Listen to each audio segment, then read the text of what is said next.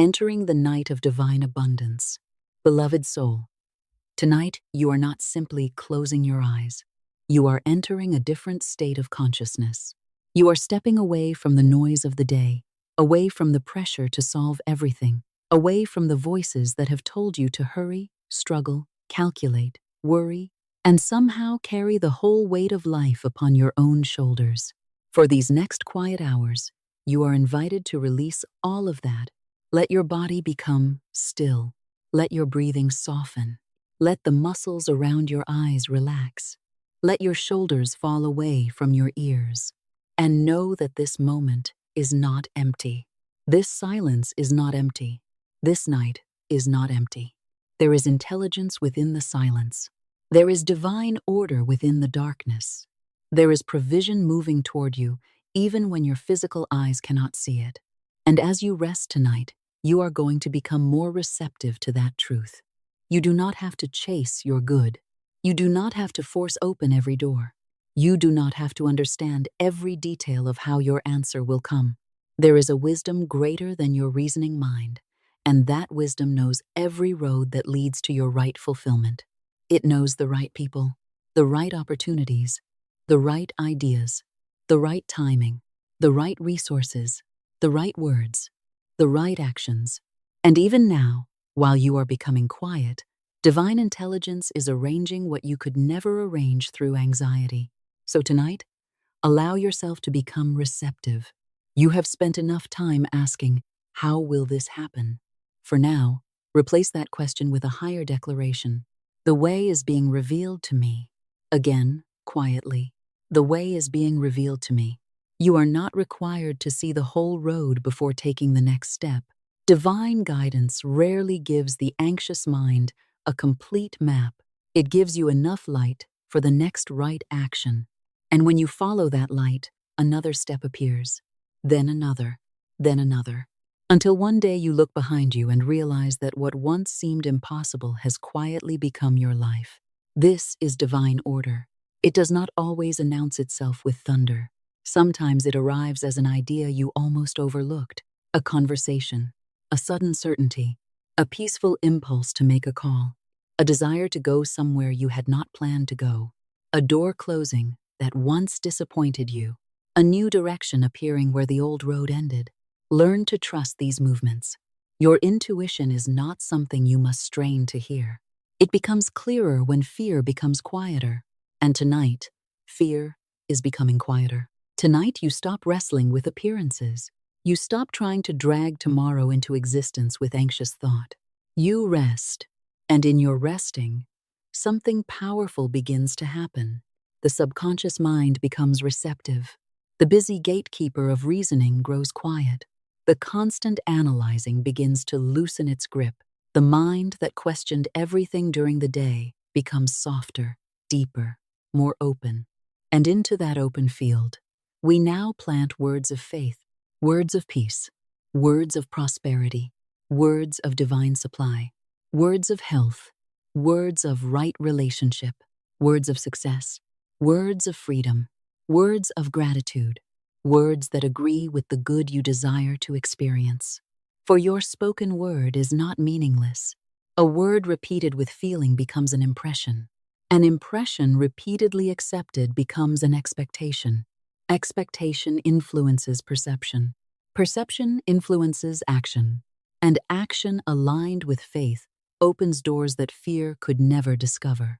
This is why the words you take into sleep matter so deeply. You would not deliberately plant weeds in a garden and then become angry when weeds appeared. In the same way, become aware of what you have been planting in your inner garden. Perhaps before sleep you have rehearsed unpaid bills. Perhaps you have replayed conversations. Perhaps you have imagined rejection before it happened. Perhaps you have repeated the sentence, "There is never enough. Nothing works for me. I always struggle. I am behind. I do not know what I am going to do." Maybe these words became so familiar that you stopped noticing them. But the subconscious listens to repetition. It receives the emotional picture beneath your language. Therefore, tonight we plant differently. Tonight you do not fall asleep rehearsing lack. You fall asleep remembering supply. You do not rehearse failure. You rehearse divine order. You do not rehearse abandonment. You rehearse love. You do not rehearse closed doors. You see the right door opening. You do not lie awake asking how you will survive. You rest in the realization that divine intelligence can reveal possibilities that your present circumstances cannot yet show you. Say gently, I am guided by divine intelligence. Divine order now governs every part of my life. My good comes to me in right and perfect ways. I am open, receptive, peaceful, and ready. Allow these words to settle into you. There is nothing to force. The seed does not strain underground. The river does not argue with gravity. The dawn does not panic because midnight is dark.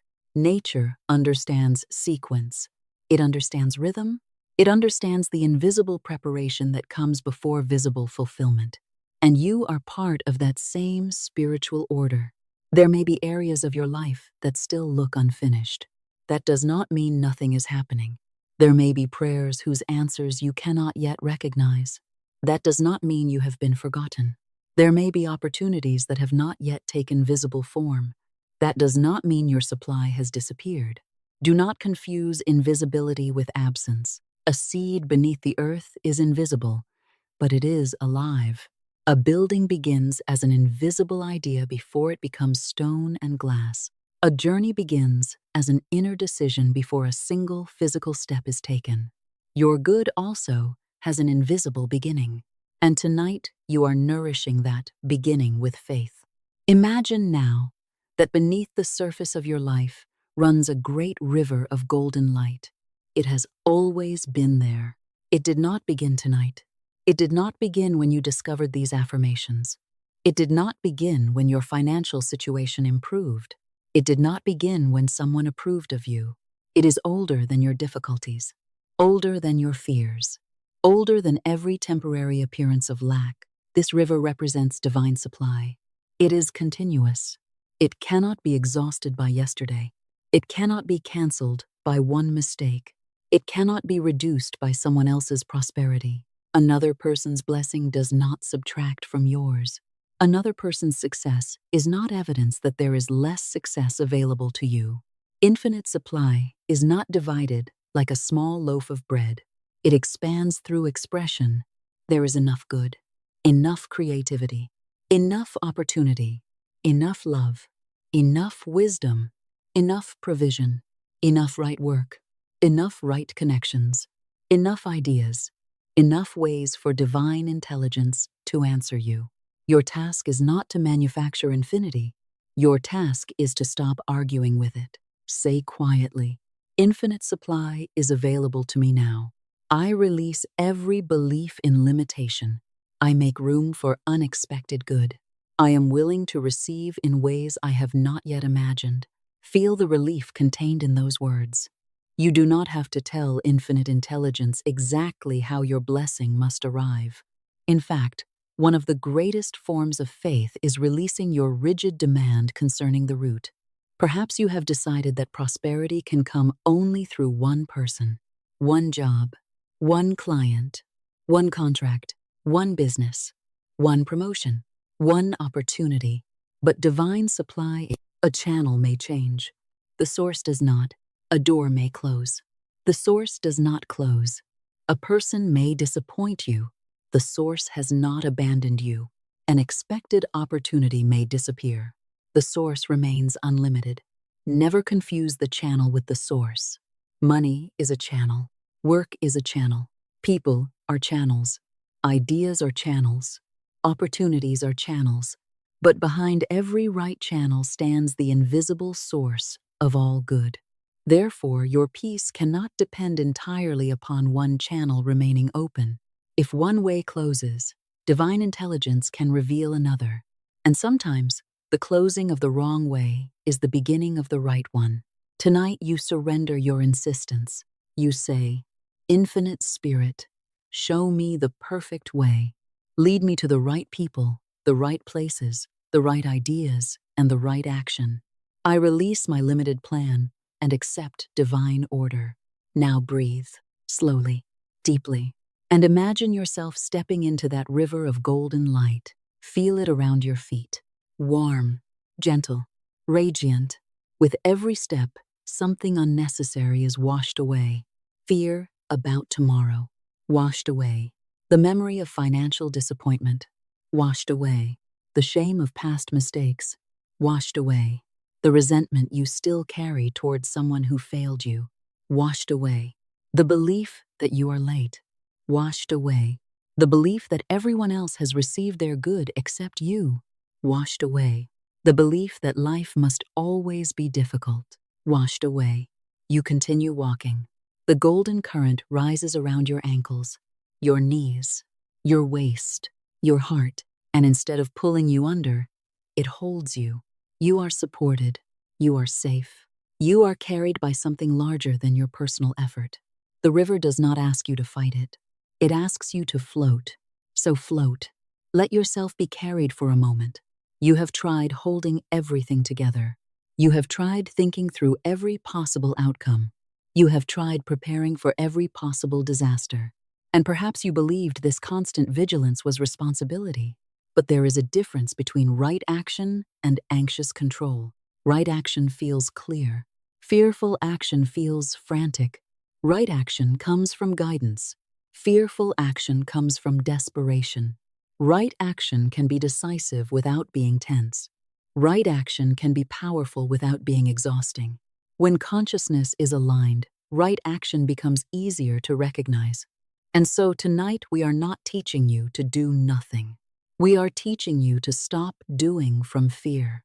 You will act when action is called for. You will make the call, send the message, create the work, apply for the opportunity, have the conversation, sign the document when it is right, decline what is wrong, walk through the open door. But first, become still enough to recognize which action belongs to you. Sigh, I am divinely guided in all that I do. I recognize the right action, and I take it with confidence. I do not force what is not mine. I do not miss what is mine. Divine intelligence directs me perfectly. Now allow gratitude to rise. Not forced gratitude. Not pretending that every circumstance is pleasant. Real gratitude. Gratitude for the good that is already present. Your breath, your awareness, the possibility of change, the lessons that have strengthened your discernment, the doors that did open, the people who did help, the opportunities that did arrive, the times when a solution appeared after you had nearly given up, the money that came when you needed it, the unexpected kindness, the healing, the protection you understood only later. Gratitude does something remarkable to consciousness. It moves attention from absence toward presence, and what you consistently notice begins to occupy more of your inner world. The grateful mind does not deny problems. It refuses to make problems its only reality. So tonight say, thank you for the good already present in my life. Thank you for the good I can see. Thank you for the good I cannot yet see. Thank you that divine order is working even now. Thank you that I am being led into greater peace, greater wisdom, and greater abundance. Rest in that. There is something else you must release before going deeper. The burden. Every person carries one at some time. Sometimes it is financial. Sometimes it is a relationship. Sometimes it is uncertainty about work. Sometimes it is fear concerning health. Sometimes it is guilt about the past. Sometimes it is simply the exhausting thought, I must solve this alone. Tonight we remove that sentence from your consciousness. You were never meant to solve everything through personal force. There are problems that become clearer only after you stop staring at them. There are knots that loosen when you stop pulling both ends. There are answers that reach you only after the noise subsides. So bring your greatest burden into awareness now. Do not dramatize it. Do not rehearse every painful detail. Simply acknowledge it. You know what it is. See yourself holding it in your hands. Perhaps it looks like a heavy stone, perhaps a dark suitcase, perhaps a bundle of ropes, perhaps a stack of papers representing obligations and debts. Perhaps it has no form at all. Whatever image comes naturally is enough. Now imagine standing before an infinite field of light. No judgment exists there. No condemnation. Only wisdom. Only divine intelligence. Only perfect possibility. You do not have to explain your burden. The infinite already understands it completely. You do not have to persuade divine wisdom to help you. You only have to stop insisting that you must carry everything alone, and so, in your imagination, place the burden into that light. Release it. Do not place it there and then immediately pick it up again. Let it remain. Sigh. I release this burden to the divine wisdom within. I am free from anxious striving. The right solution is being revealed. Again, I release this burden. I go free. Once more. Slowly, I release this burden. Divine intelligence handles what I cannot handle alone. I go free. Feel your shoulders soften. Feel your chest open. Notice what happens to your breath when you no longer carry tomorrow in your body. You can be responsible without being afraid. You can care deeply without being consumed. You can desire prosperity without worshiping money. You can want success without sacrificing peace. You can take action without living in strain. True prosperity includes peace. True abundance includes health. True success includes harmony. There is little value in gaining outward wealth while inwardly becoming a prisoner of fear. Therefore, we seek abundance under grace. Abundance in right ways. Abundance that harms no one. Abundance that brings freedom rather than bondage. Abundance that allows you to give, create, contribute, enjoy, and circulate good. Sigh. My prosperity comes under grace and in perfect ways. My good harms no one and blesses all concerned. I welcome abundance with wisdom. I use my good wisely. I circulate good freely and joyfully. Now you are ready to go deeper. Your mind is becoming quieter. Your body is becoming heavier. Your breathing is becoming more natural. And the deeper mind is listening. Imagine your subconscious as a beautiful garden beneath a deep blue night sky. The soil is rich, still, waiting. Above it shines the soft light of divine wisdom. Every word you hear now becomes a seed. So we plant carefully. We plant, supply, peace, perfect work, right opportunity, health, love, wisdom, joy, prosperity, freedom, divine order, right action. You do not dig these seeds up tomorrow morning to see whether they are growing. You plant and trust. That is faith. Faith does not mean pretending you never feel uncertainty. Faith means refusing to make uncertainty your final authority. When doubt arises, you return to truth. When fear speaks, you answer with a better word. When appearances look limited, you remember that appearances can change. And they do change. Numbers change. Circumstances change. People change. Markets change. Jobs change. Opportunities change.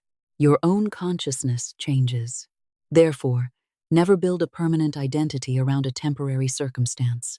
A low bank balance is information. It is not your identity. A rejected application is an event. It is not a prophecy. A closed door is an occurrence. It is not proof that every door is closed.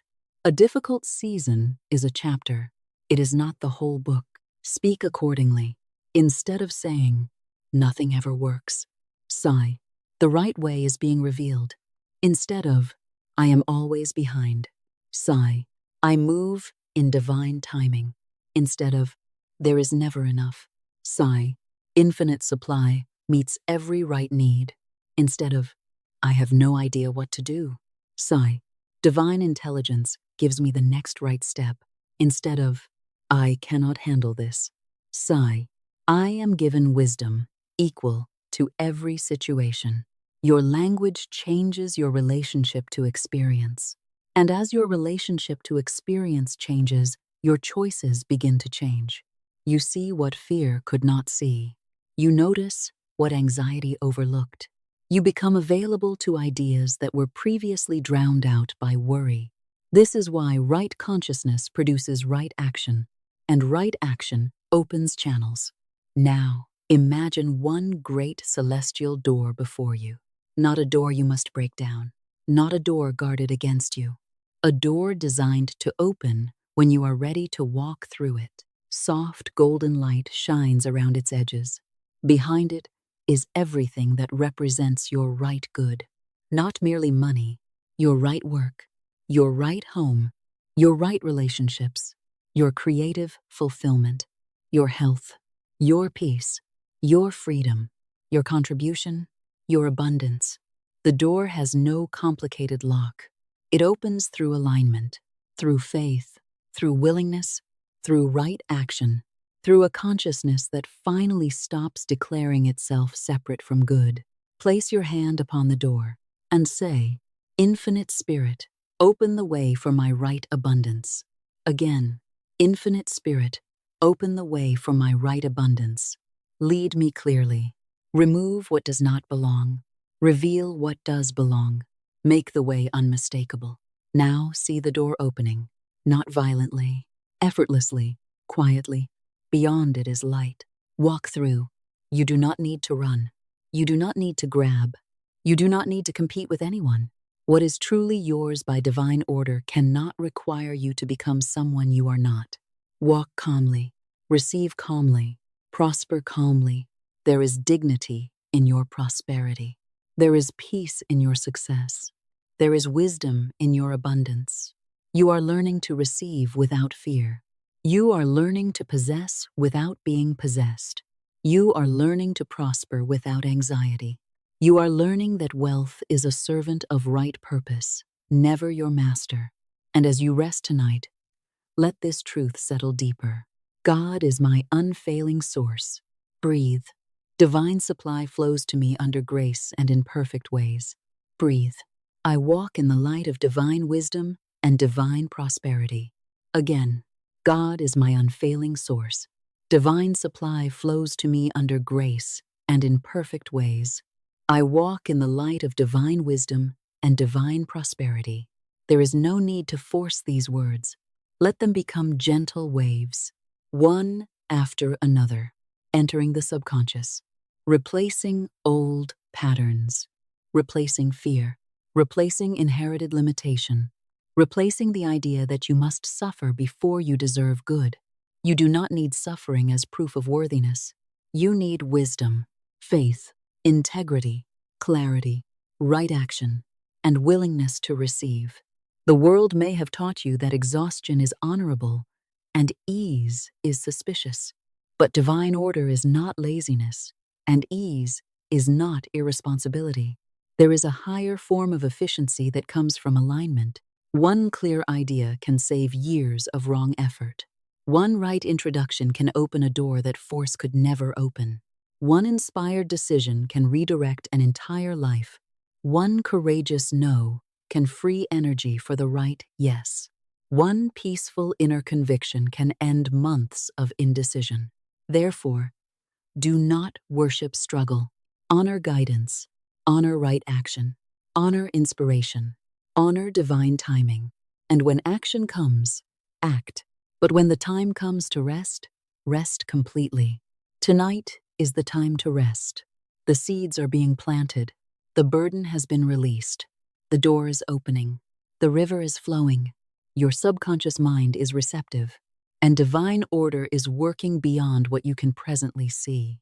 Let yourself become heavier now. Sink more deeply into the bed. Feel the support beneath you.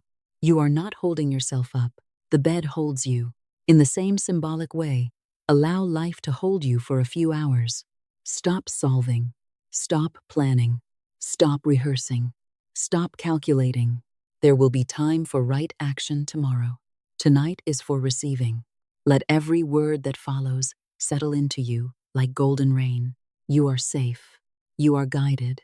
You are supported. You are supplied. You are becoming more receptive to prosperity. Your intuition grows clearer. Your words become wiser. Your actions become more aligned. Your opportunities become easier to recognize. You expect good without demanding the root. You trust divine order without becoming passive. You act when guided. You rest when stillness is required. You release fear. You welcome wisdom.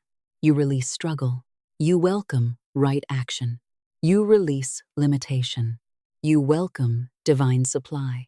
And tonight, before sleep carries you completely away, whisper once more, I am guided by divine intelligence. My words are filled with power and peace. Divine order now governs every part of my life. I speak the word of faith, abundance, wisdom, and right action. The way is made clear before me. I release every burden and I go free. God is my unfailing source. My right abundance flows to me under grace and in perfect ways. Rest now. The night does not require your effort. The seed does not require your supervision. The infinite does not require your anxiety. Your part tonight is simple. Release, trust, listen, receive, and sleep in the quiet certainty that divine order is already working. Your word and the law of divine supply. And now, beloved soul, as you rest in this deeper stillness, there is another truth waiting to be remembered. A truth concerning money, a truth concerning supply, a truth concerning the words you have spoken about prosperity, perhaps without ever realizing the power those words carried. For many years, you may have been taught to regard money as something outside yourself, something difficult, something distant, something that must be chased, something that must be fought for, something that comes only after enough struggle, enough sacrifice, enough exhaustion, enough proving. Perhaps you were told that life is hard, that money is hard, that success belongs to the fortunate few, that abundance must be purchased with anxiety, that if you are not exhausted, you are not doing enough. But tonight, while the reasoning mind becomes quiet, allow a different understanding to enter. Money is not your master.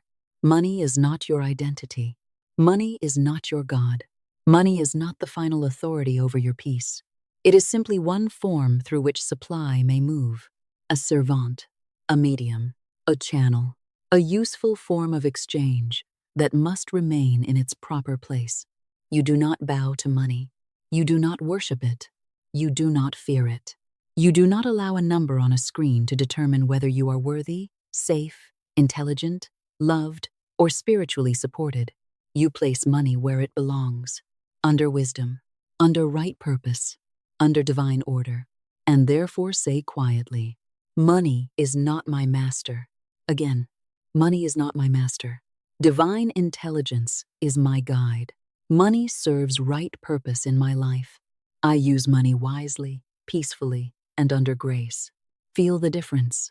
When fear leaves your relationship with money, clarity enters. When desperation leaves, wisdom has room to speak. When you stop worshiping numbers, you become capable of directing them wisely. The anxious person often serves money. The spiritually centered person allows money to serve life. There is an enormous difference. Money can serve your home, your family, your creative work, your health, your generosity, your freedom, your education, your contribution, your right experiences. Money is useful, but it is not the source. The moment you make money the source, fear begins. Because forms change, jobs change, clients change, markets change, accounts rise and fall, businesses evolve, people come and go. But infinite supply is larger than every temporary form. Therefore, return again to the center. God is my source. Divine intelligence opens the right channels. Money is one obedient form of supply. I am not ruled by it. I direct it wisely. Now notice your body. Do you feel tension when money is mentioned? Does your stomach tighten? Does your breath shorten? Does some old memory rise? Perhaps you remember scarcity from childhood. Perhaps you remember hearing arguments about bills. Perhaps you remember being told, we cannot afford that. Money does not grow on trees.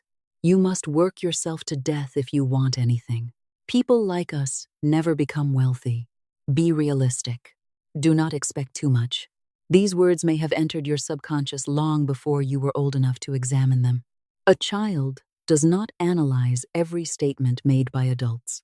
A child receives, and repeated statements become familiar. Familiar statements become assumptions. Assumptions become expectations. Then one day, the child becomes an adult and wonders why certain patterns feel inevitable. But nothing inherited mentally must remain permanent. You are allowed to question old language. You are allowed to replace it. You are allowed to stop speaking a sentence simply because generations before you spoke it. You can bless those who taught you what they knew and still choose differently. You can say, "The old story of scarcity ends with me. I release inherited fear concerning money. I choose wisdom, abundance, peace, and right stewardship." Again, the old story of scarcity ends with me. There is no anger required, no blame, no resentment, simply recognition. Perhaps they spoke from what they had experienced. Perhaps fear had spoken through their families for generations. Perhaps struggle had become so familiar that it was mistaken for truth. But what was familiar does not have to remain final. Tonight, you write a new inner agreement. Not an agreement with fantasy. Not an agreement with irresponsibility. An agreement with spiritual possibility. An agreement that you will no longer use your own tongue against your prosperity. An agreement that when fear appears, you will not automatically make it your prophecy. An agreement that you will speak more carefully, for your word has tremendous influence upon your consciousness. Think about this. When you say repeatedly, "I never have enough," your mind begins looking for evidence of not enough. When you say, "Everything is expensive," your attention becomes trained to notice expense. When you say, "I am terrible with money," you strengthen an identity you may desperately wish to change. When you say, "I always lose opportunities," the subconscious receives the word always and begins treating disappointment as normal. But you can speak differently. Not dishonestly, not foolishly, differently. Instead of, "I never have enough," say, "I am learning to recognize and receive increasing supply." Instead of, "I am terrible with money," say, "Divine wisdom teaches me to manage money intelligently." Instead of, "I always lose opportunities," say, "What is truly right for me finds me, and I recognize it." Instead of, "I cannot get ahead," say, "The right path of increase is opening before me." Instead of, "I do not know what to do," say, "The next right action is revealed to me." Do you see? The new word does not require denial. It redirects consciousness. It moves the mind away from helpless narration and toward intelligent expectation. You are no longer describing yourself as a prisoner of circumstances. You are becoming a participant, a steward, a chooser, a person available to guidance. And this is the deeper meaning of spiritual authority. Authority is not shouting. Authority is not forcing. Authority is not pretending. True authority is calm. It does not tremble. It does not need drama. It knows where its power belongs. So tonight, when you speak concerning prosperity, speak from calm certainty. Not, "Please, please, please let something happen," but, "The right way is opening." Not, "I hope someone rescues me," but, "Divine intelligence reveals my right opportunity and right action." Not, "Maybe someday life will become easier," but, "I now cooperate with divine order." Not, "I must chase every possibility," but, "What is mine by right alignment becomes clear to me." Your tone matters because your tone reveals your inner state.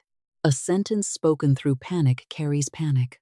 The same sentence spoken through peace carries peace. This is why we breathe before declaring. Breathe deeply now, slowly. Let your abdomen expand. Hold nothing, then release. Again, inhale peace. Exhale strain. Inhale certainty. Exhale fear. Now say, "My words are calm. My words are clear. My words agree with divine truth. I speak prosperity without fear. I speak wisdom without hesitation. I speak peace over my financial life. Once more, my words are filled with power and peace. This is not about becoming louder. It is about becoming more aligned. A whisper spoken with inner agreement can be stronger than a shout spoken from desperation. And so, beloved, we now address money from its proper spiritual position. Sigh. Money, you are a useful servant of right purpose in my life. You circulate freely, wisely, and under grace. You come through right channels. You are used for right purposes. You do not rule me. I direct you with wisdom. Allow that to settle deeply. Money need not be feared. Money need not be worshipped. Money need not be chased with frantic energy. Money can simply be managed, received, directed, saved, circulated, invested wisely, shared, used, and blessed.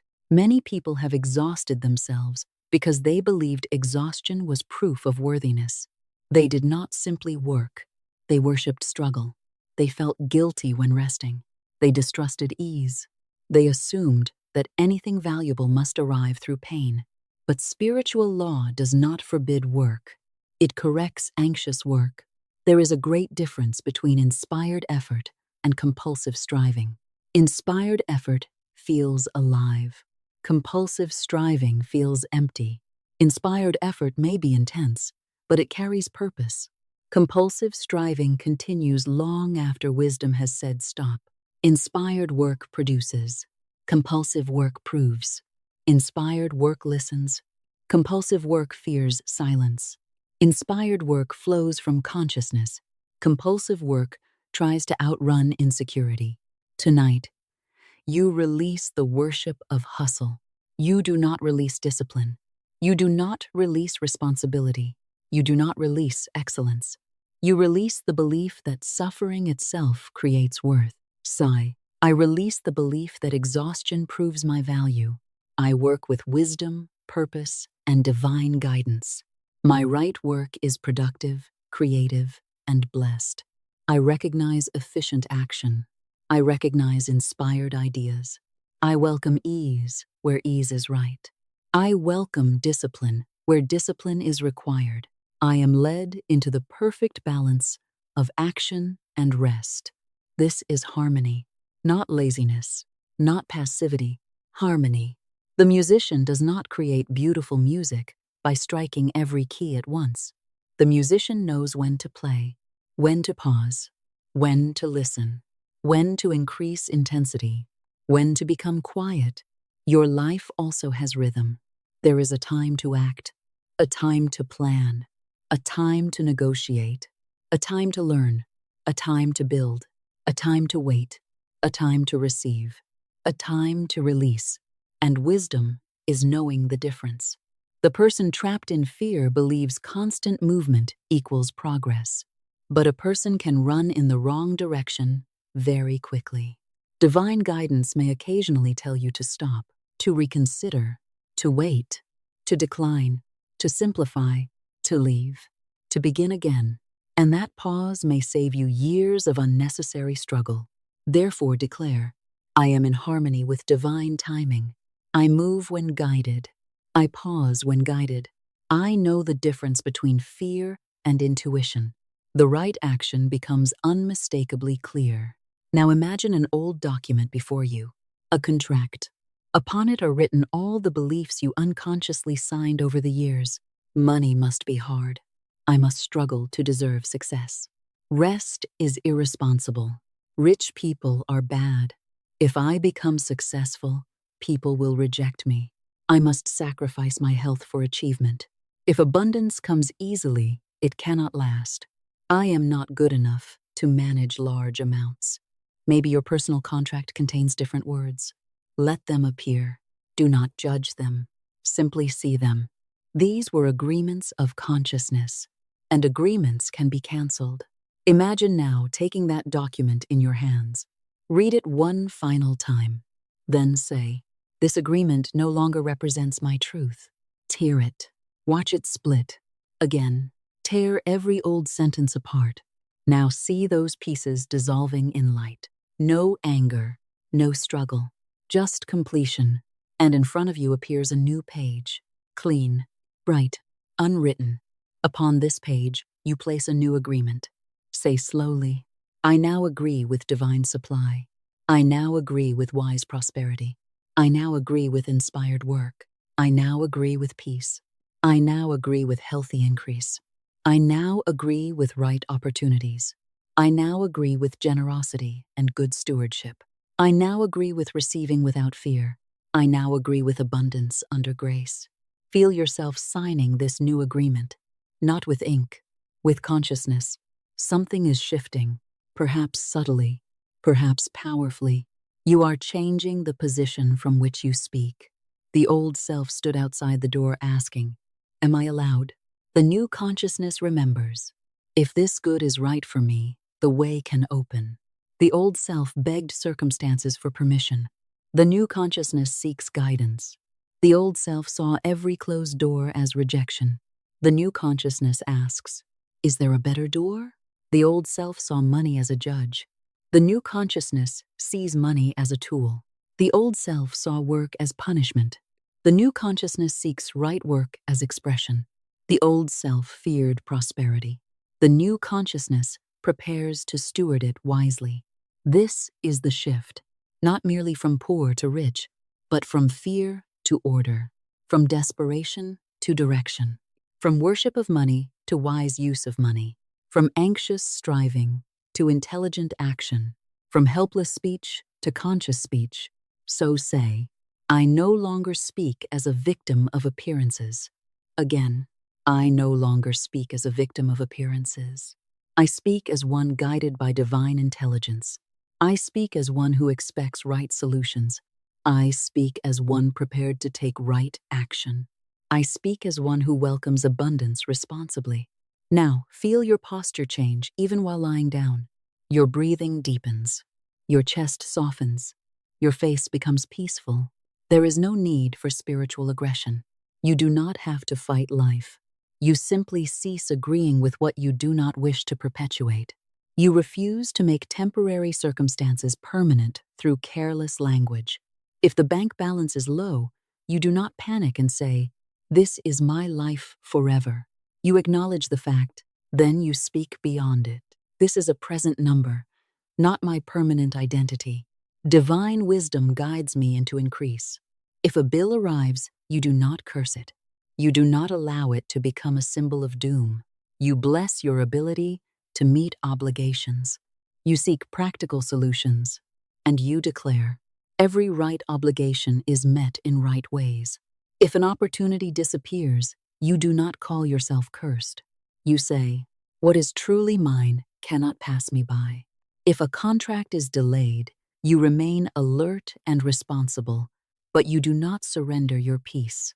You say, divine timing governs my right affairs. If someone says no, you do not turn one person's answer into the verdict of the universe. You say, a greater yes may be opening elsewhere. This is authority over appearances, not controlling people, not manipulating circumstances, controlling the interpretation you give them, controlling the words you allow to become habitual, controlling the emotional throne of your own mind. This is true dominion. And now we come to a powerful principle. Your outer declaration must be supported by your inner expectation. You cannot say, I welcome prosperity, while secretly rehearsing disaster every night. You cannot say, I trust divine order, while every hidden thought says, nothing ever works. You cannot speak one thing aloud and cultivate its opposite within. Eventually, the contradiction must be resolved. This is the law of inner agreement.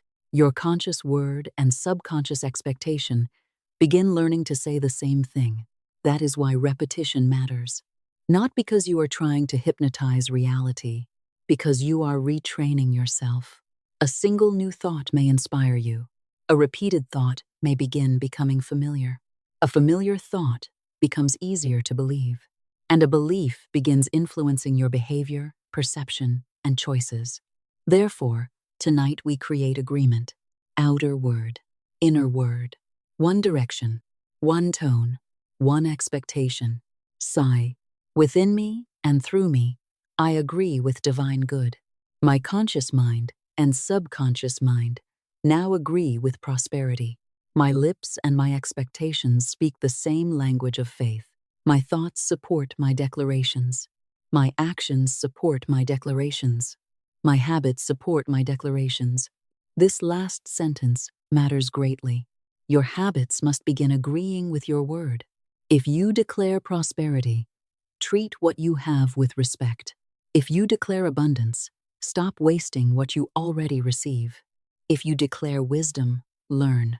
If you declare right opportunity, prepare yourself to recognize it. If you declare success, become reliable. If you declare financial peace, examine your financial habits without fear.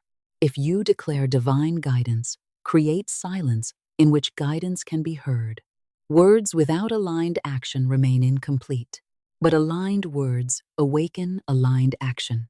So your declaration becomes, I speak wisely, I think wisely, I act wisely, I receive wisely, I manage wisely, I circulate good wisely, and there is peace in this. You are no longer waiting for a miracle while resisting every practical step, nor are you working frantically while forgetting the inner law. The two come together, faith and action, vision and discipline, prayer and preparation, intuition and execution. This is spiritual balance. Now breathe and imagine two streams of light. One comes from above, representing divine truth. The other rises from within you, representing your spoken word and inner belief. See them joining. One current, one light, one agreement. Your word says, there is a way. Your inner mind answers, yes, there is a way. Your word says, I am guided. Your inner mind answers, yes, I am guided. Your word says, I am supported. Your inner mind answers, yes, I am supported. Your word says, I am ready for right abundance. Your inner mind answers, yes, I am ready. Your word says, I receive wisely. Your inner mind answers, yes, I receive wisely. This is agreement. No inner argument. No secret veto. No voice whispering. But probably not for me. That old whisper now loses its authority. Whenever it arises, you do not hate it. You simply answer it. Fear says, what if nothing changes? You answer, I am already changing. And right change begins within. Fear says, what if the money does not come? You answer, divine intelligence reveals multiple channels of supply and the right action for me. Fear says, what if I fail? You answer, every experience can guide me toward greater wisdom and right direction. Fear says, what if I am too late? You answer, I move in divine timing. Fear says, what if I cannot manage more? You answer, wisdom grows with responsibility. I am teachable and prepared. This is how you train your inner agreement, not by never hearing fear, by refusing to let fear have the final word. And remember, the spiritual life is not one long emotional high. There may be mornings when you feel powerful. There may be mornings when you feel uncertain. Your truth does not depend upon emotional intensity. Speak the right word even when the feeling is quiet. Take the right action even when excitement is absent. Faithfulness is more powerful than temporary enthusiasm. Therefore, you can say calmly, whether I feel strong or quiet, divine order remains. Whether I see evidence or not, I remain open to guidance.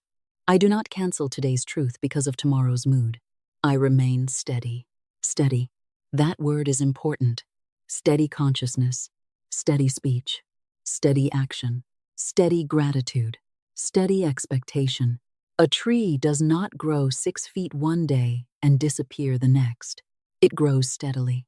Roots deepen before branches widen.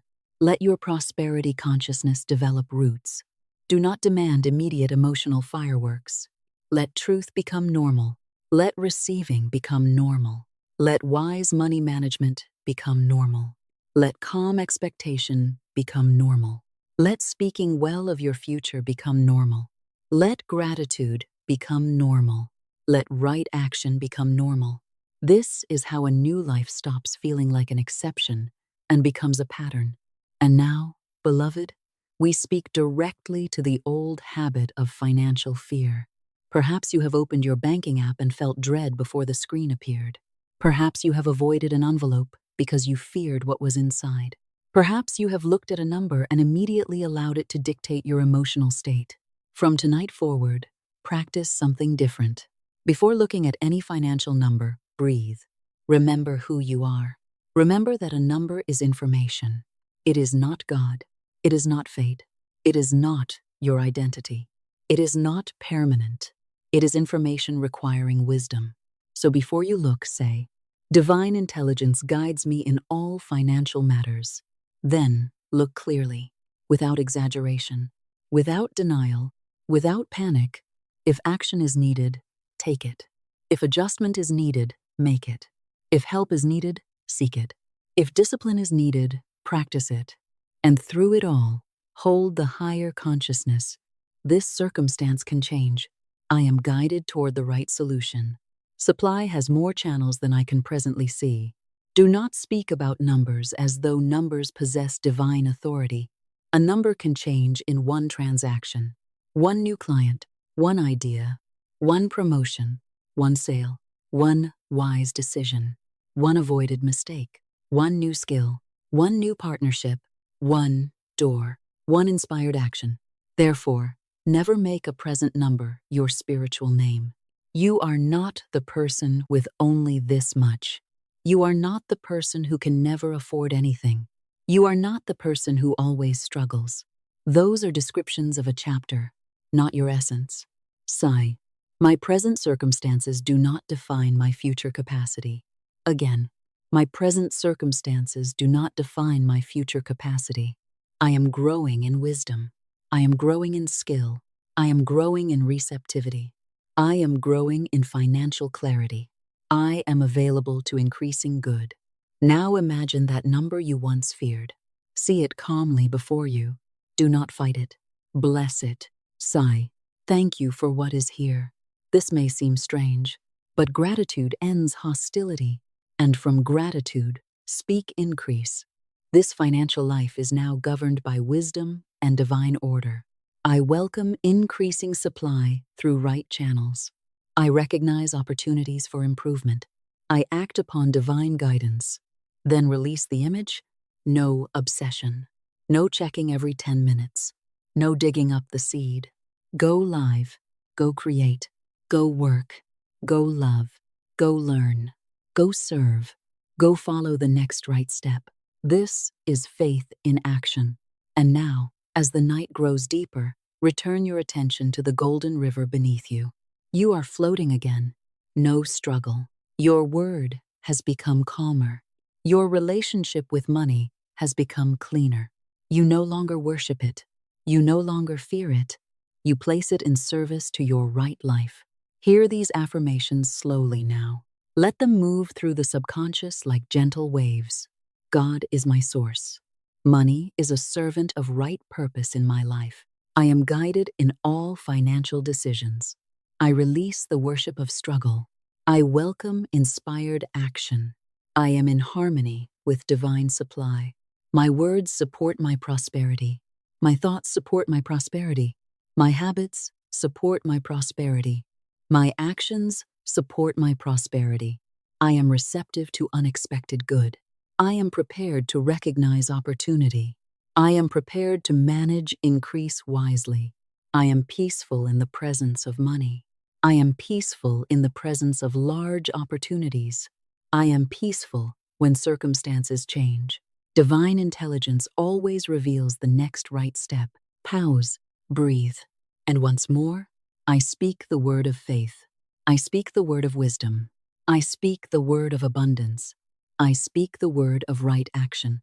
My inner and outer worlds come into agreement with divine order. There is no need to force the night. You are becoming sleepy. Your conscious mind is relaxing, and the deeper mind continues to listen. Soon we will go even further. We will look at the secret contradictions that hide beneath declarations of prosperity. the fear of receiving too much, the guilt around wealth, the hidden belief that prosperity may separate you from love, goodness, humility, or God. For sometimes a person does not fear poverty nearly as much as they secretly fear abundance. They say they want more, but another part whispers, "What will people think? What if I change? What if I lose it? What if I cannot manage it? What if success makes me lonely?" And that hidden contradiction creates resistance. But not tonight. Tonight, every secret agreement with limitation is being brought gently into light, not to condemn you, to free you. You are learning that abundance and humility can coexist. Prosperity and kindness can coexist. Money and spirituality can coexist when money remains in its proper place. Success and peace can coexist. Wealth and generosity can coexist. You are not required to become greedy in order to prosper. You are not required to become arrogant in order to succeed. You are not required to become someone else. You are simply becoming a clearer channel for the good you can wisely receive, use, and circulate. So whisper, "I am safe with abundance." Again, "I am safe with abundance." I remain grounded as I prosper. I remain kind as I prosper. I remain wise as I prosper. I remain spiritually centered as I prosper. Increase magnifies the good I choose to express. Rest with this truth. Your prosperity need not remove you from yourself. It may allow more of your right self to be expressed. More generosity, more creativity, more freedom, more contribution, more opportunity to help, more beauty, more peace, more choice. Therefore, you need not fear the good. Prepare for it, bless it, receive it, direct it wisely, and let your word become a doorway, not a weapon against the world, a doorway within yourself, a doorway through which fear leaves and faith enters, through which confusion leaves and clarity enters, through which scarcity leaves and intelligent expectation enters, through which frantic striving leaves and right action enters. Say once more, "My word opens the way within me. Divine order opens the way before me. I am guided. I am prepared. I am receptive. I am at peace." And so, beloved, rest. The deeper work continues. The subconscious listens. The old contract with struggle is dissolving. A new agreement with divine wisdom is taking its place. You do not chase. You align. You do not beg. You listen. You do not worship money. You direct it. You do not surrender your peace to appearances. You meet appearances with wisdom. You do not repeat the past automatically. You choose a new word, and the new word is supply, wisdom, peace, right action, divine order, abundance under grace. Rest now. Let these truths go deeper than thought. Let them become familiar. Let them become peaceful. Let them become natural, for the way is opening. The right ideas are gathering. The right consciousness is taking root. And you are learning to speak as one who knows that divine intelligence is always greater than any temporary circumstance, becoming safe with abundance. Beloved soul, we now move deeper, deeper than the words you speak aloud, deeper than the affirmations written upon paper, deeper even than the desire you consciously recognize. For there is a place within you where every spoken declaration must eventually meet an answering belief. And when the outer word and the inner expectation agree, something within your consciousness becomes settled. There is no argument, no hidden contradiction, no part of you saying yes, while another part whispers, no. This is the state we are entering now, the state of agreement. You have already begun speaking differently. You have begun changing the language of struggle. You have begun releasing the old worship of exhaustion. You have begun placing money in its proper place, not as master, not as identity, but as a servant of right purpose. Now the deeper work begins. For it is not enough to say, "I welcome abundance."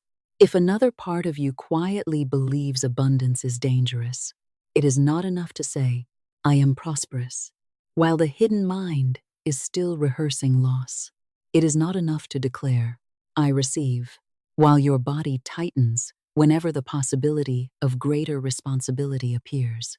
The inner and outer voices must become friends. They must learn the same language. They must sing the same note. Imagine two tuning forks. One represents the word you speak. The other represents the belief you hold. When one vibrates with abundance and the other vibrates with fear, there is dissonance. But when both are tuned to the same truth, the sound becomes clear. So tonight we tune the inner instrument. You do not force it. You do not shame yourself for having old fears. You simply notice them, and what is noticed can be changed. What is brought into light no longer rules from darkness. Say quietly, "My inner belief now agrees with my spoken word." Again, my inner belief now agrees with my spoken word. My mind agrees with peace. My body agrees with peace.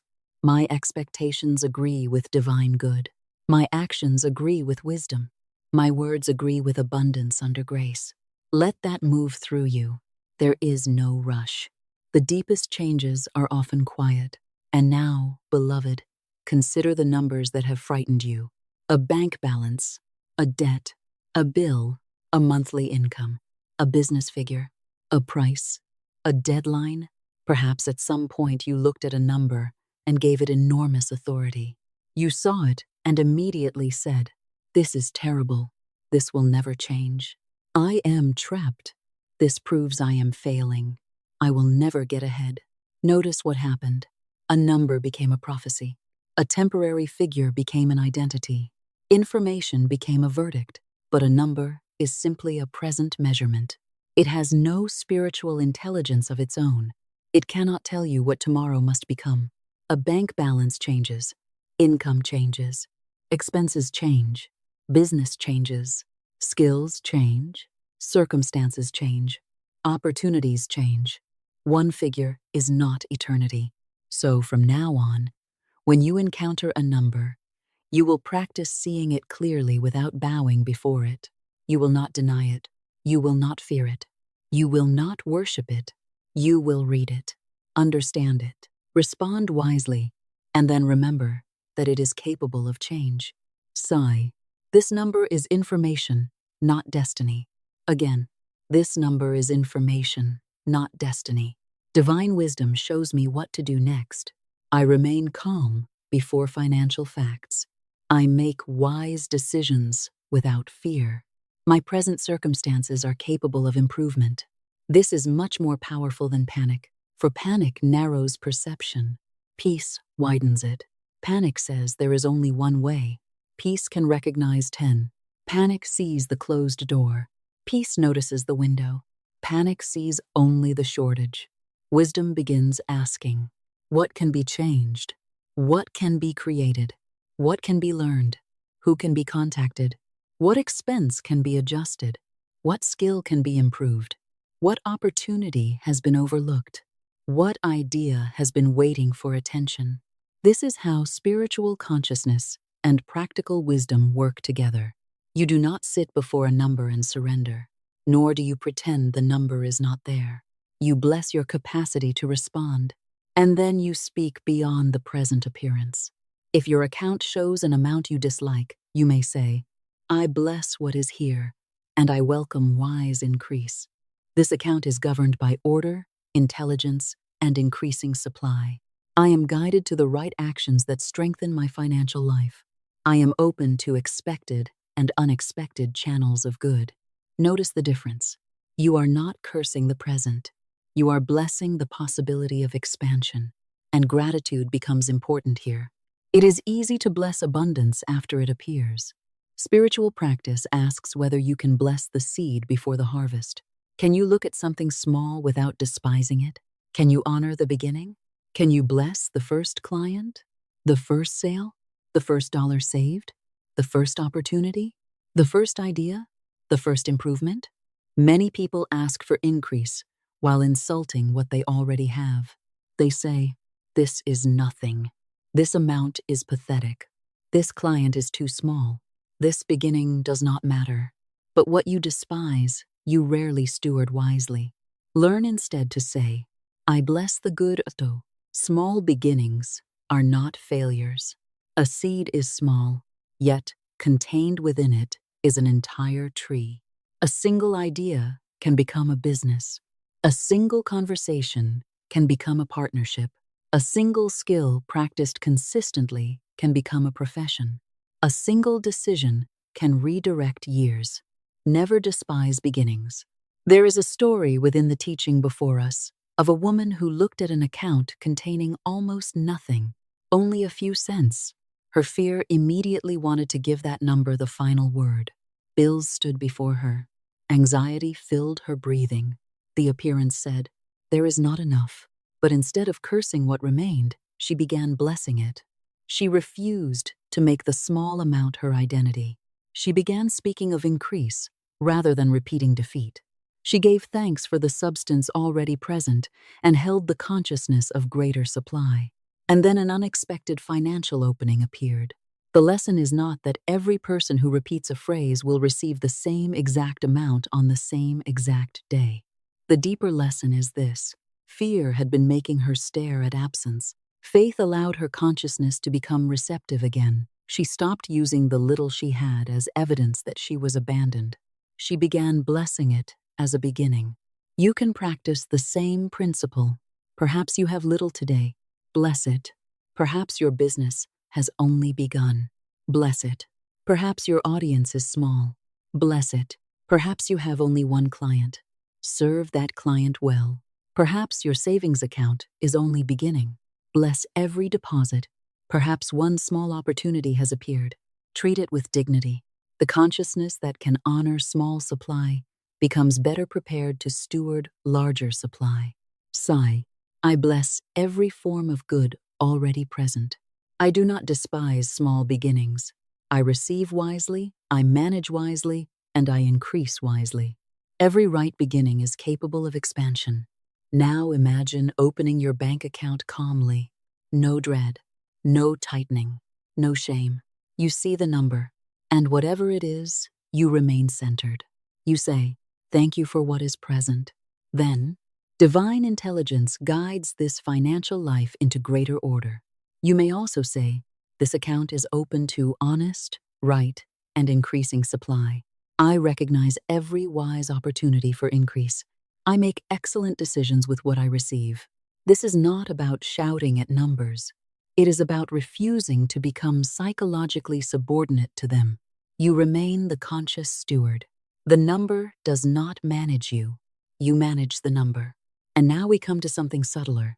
There are people who believe they fear poverty, but beneath that fear is another fear they have rarely examined.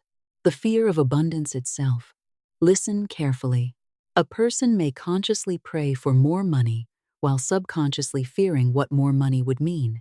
Perhaps you want greater success, but somewhere inside you hear, if I become too successful, people will criticize me. Perhaps you want wealth, but another voice says, good people are not wealthy. Perhaps you want your business to grow, but you quietly wonder, what if I cannot handle the responsibility? Perhaps you want visibility, but another part fears judgment. Perhaps you want financial freedom, but you remember people saying, money changes people. So you reach toward prosperity with one hand and push it away with the other. You say, I want more. Then inwardly, but not so much that anyone notices. I want success, but not enough to make people uncomfortable. I want abundance, but what if it makes me selfish?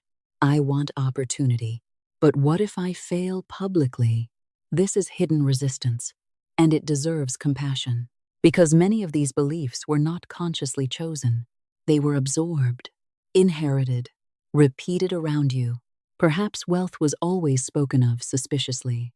Perhaps anyone prosperous was automatically called greedy. Perhaps your family associated humility with having little. Perhaps suffering was praised so often that ease began to feel morally dangerous. Perhaps you were unconsciously taught that being spiritually good required remaining financially small. Tonight we release these associations. You can be prosperous and humble. You can have money and remain kind. You can possess resources without allowing resources to possess you. You can prosper and maintain integrity. You can succeed and remain generous. You can become visible and still remain centered. You can hold great responsibility and ask for wisdom. You can receive more and circulate more good. Money does not automatically corrupt character.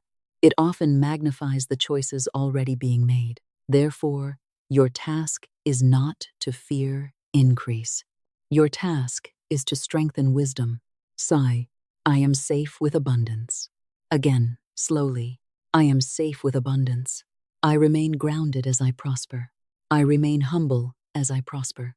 I remain generous as I prosper. I remain wise as I prosper. I remain spiritually centered as I prosper. Let these declarations enter the places where old guilt has been hiding. Perhaps there is guilt around wanting a beautiful home. Release it. Perhaps guilt around wanting financial freedom. Release it. Perhaps guilt around wanting to travel. Release it. Perhaps guilt around earning more than people you love. Release it.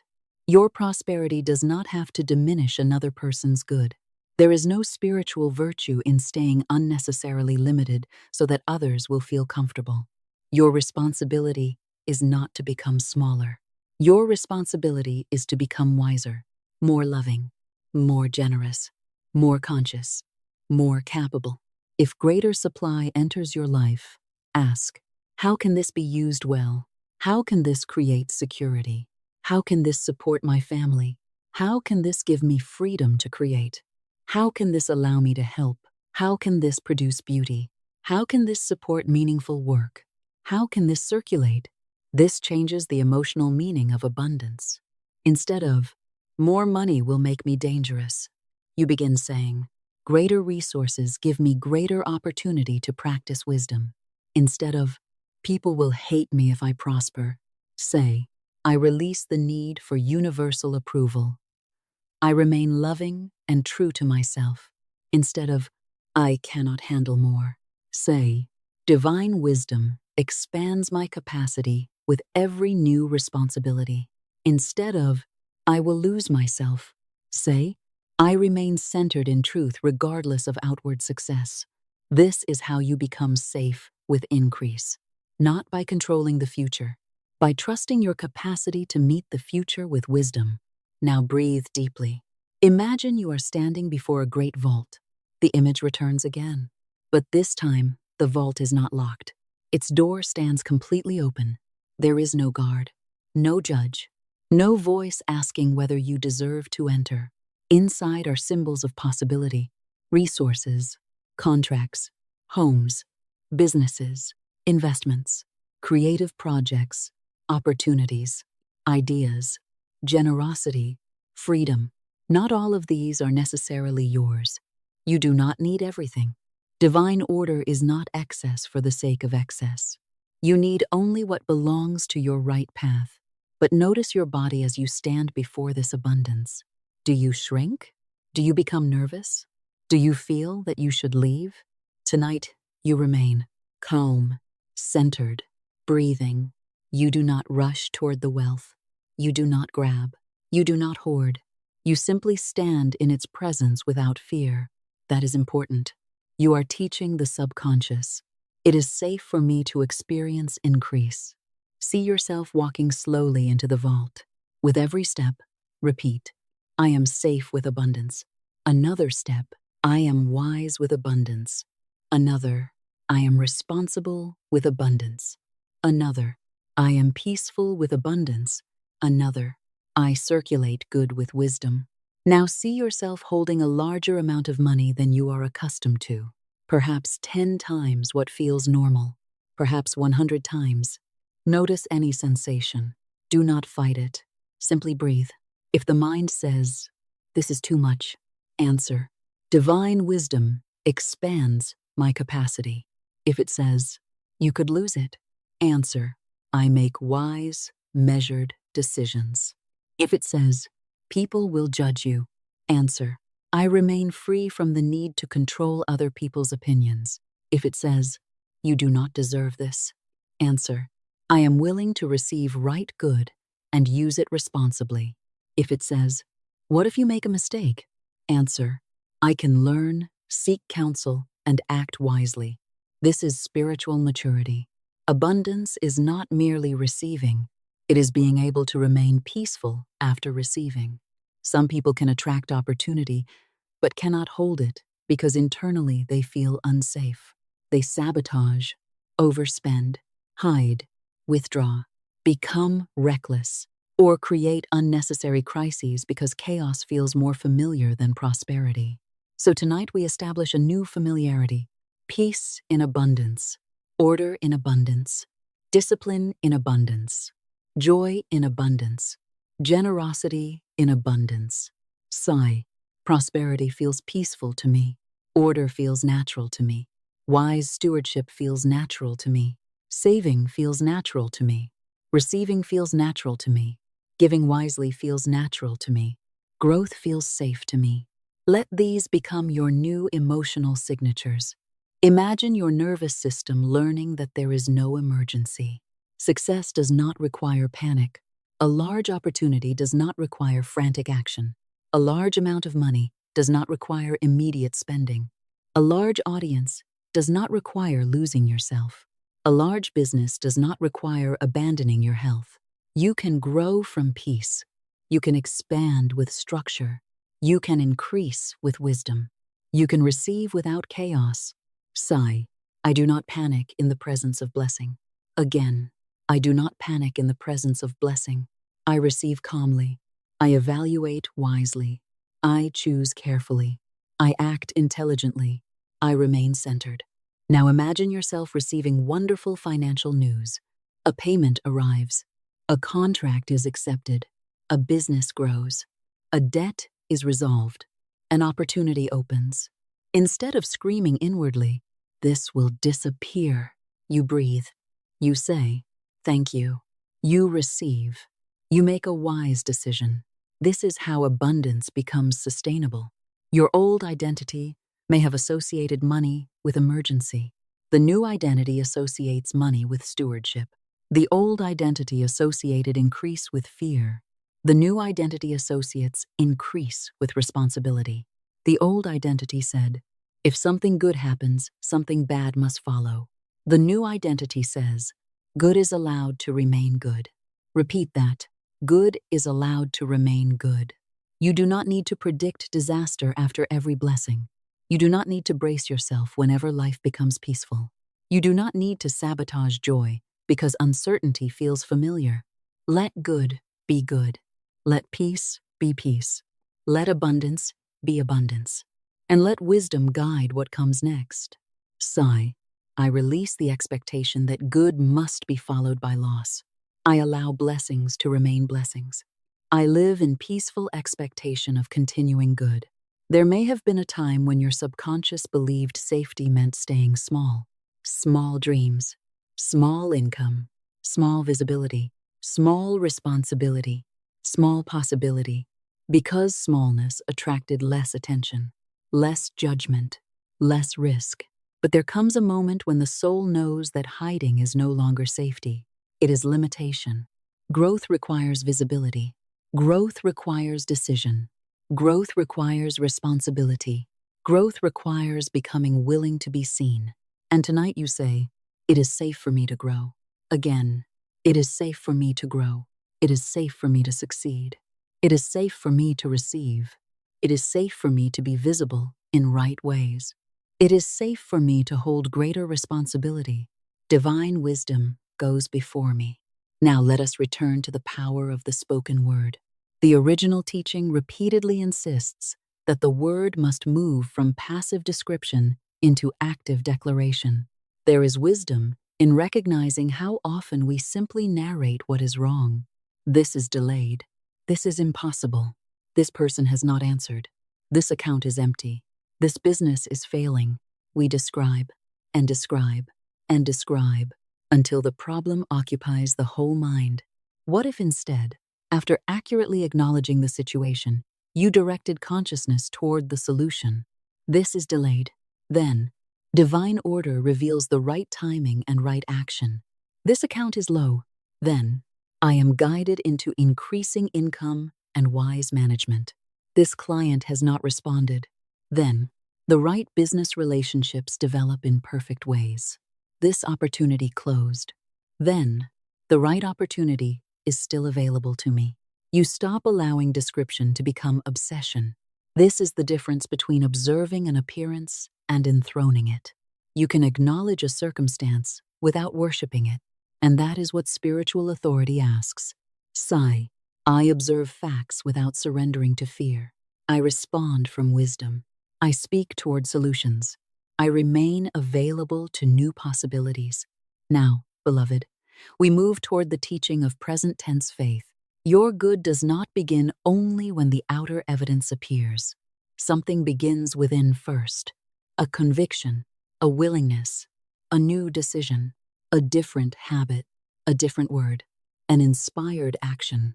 The invisible precedes the visible in many areas of life. Before a house exists physically, it exists as a plan. Before music is heard, it exists as an inner arrangement. Before a company exists, someone imagines a structure. Before a journey happens, someone chooses a destination. Before your outer life changes, an inner shift often takes place. So when you say, "My prosperity begins now," you need not mean that every desired dollar has instantly appeared. You mean that the consciousness, decisions, language, receptivity, and actions associated with prosperity begin now. There is no need to postpone the inner shift. You do not say, "I will think prosperously when I become prosperous." You begin now. You do not say, "I will feel grateful when everything is perfect." You begin now. You do not say, "I will manage money wisely when I have more." You begin now. This is present tense faith. Sigh. My prosperity consciousness begins now. My wise stewardship begins now. My new language begins now. My right action begins now. My gratitude begins now. My receptivity begins now. And from that beginning, visible change may grow. Imagine a curtain before you. Behind the curtain is a larger field of possibility than you have been able to see. Your word does not need to manufacture an entire universe. It opens your consciousness to what may already be possible. The curtain begins to move. You see one opportunity, then another, one new idea, one new person, one new direction, one new skill worth learning, one expense worth reducing, one project worth beginning, one door worth knocking upon, one conversation worth having. This is how supply often reveals itself, not only as money falling from the sky, as intelligence, as ideas, as timing, as courage, as right decisions, as connections, as discipline, as opportunities, as inspiration, as practical solutions. Never reduce divine supply to currency alone. Sometimes the answer arrives as money, sometimes as the idea that creates money, sometimes as the person who introduces you to an opportunity, sometimes as the wisdom that saves you from a bad decision, sometimes as health that gives you strength to continue, sometimes as protection from a costly mistake, sometimes as a new path entirely. So declare, I recognize supply in every right form. Again, I recognize supply in every right form. I receive money when money is the right form. I receive ideas when ideas are the right form. I receive guidance when guidance is the right form. I receive opportunity when opportunity is the right form. I receive protection when protection is the right form. I receive wisdom when wisdom is the right form. This frees you from dictating the answer. The divine may know a better route. And now, imagine every channel of right supply being washed clean. Fear leaves the channels. Shame leaves. Desperation leaves. Confusion leaves. You see a network of golden streams moving toward your life. Some are familiar. Work, business, clients, investments, creative projects. Some are unfamiliar. Unexpected partnerships, new skills, new markets, new ideas, new opportunities you could not have predicted. You do not need to chase every stream. You simply remain guided. Sigh. All right, channels of supply are open to me. Wrong channels close peacefully. Right channels become clear. I recognize where to place my energy. I do not scatter myself in fear. I move with divine direction. How peaceful that is. You do not have to pursue everything. Not every opportunity is yours. Not every client is yours. Not every investment is yours. Not every relationship is yours. Not every open door should be entered. Prosperity consciousness includes discernment. Sometimes the most prosperous word is no. No to bad debt. No to unnecessary expense.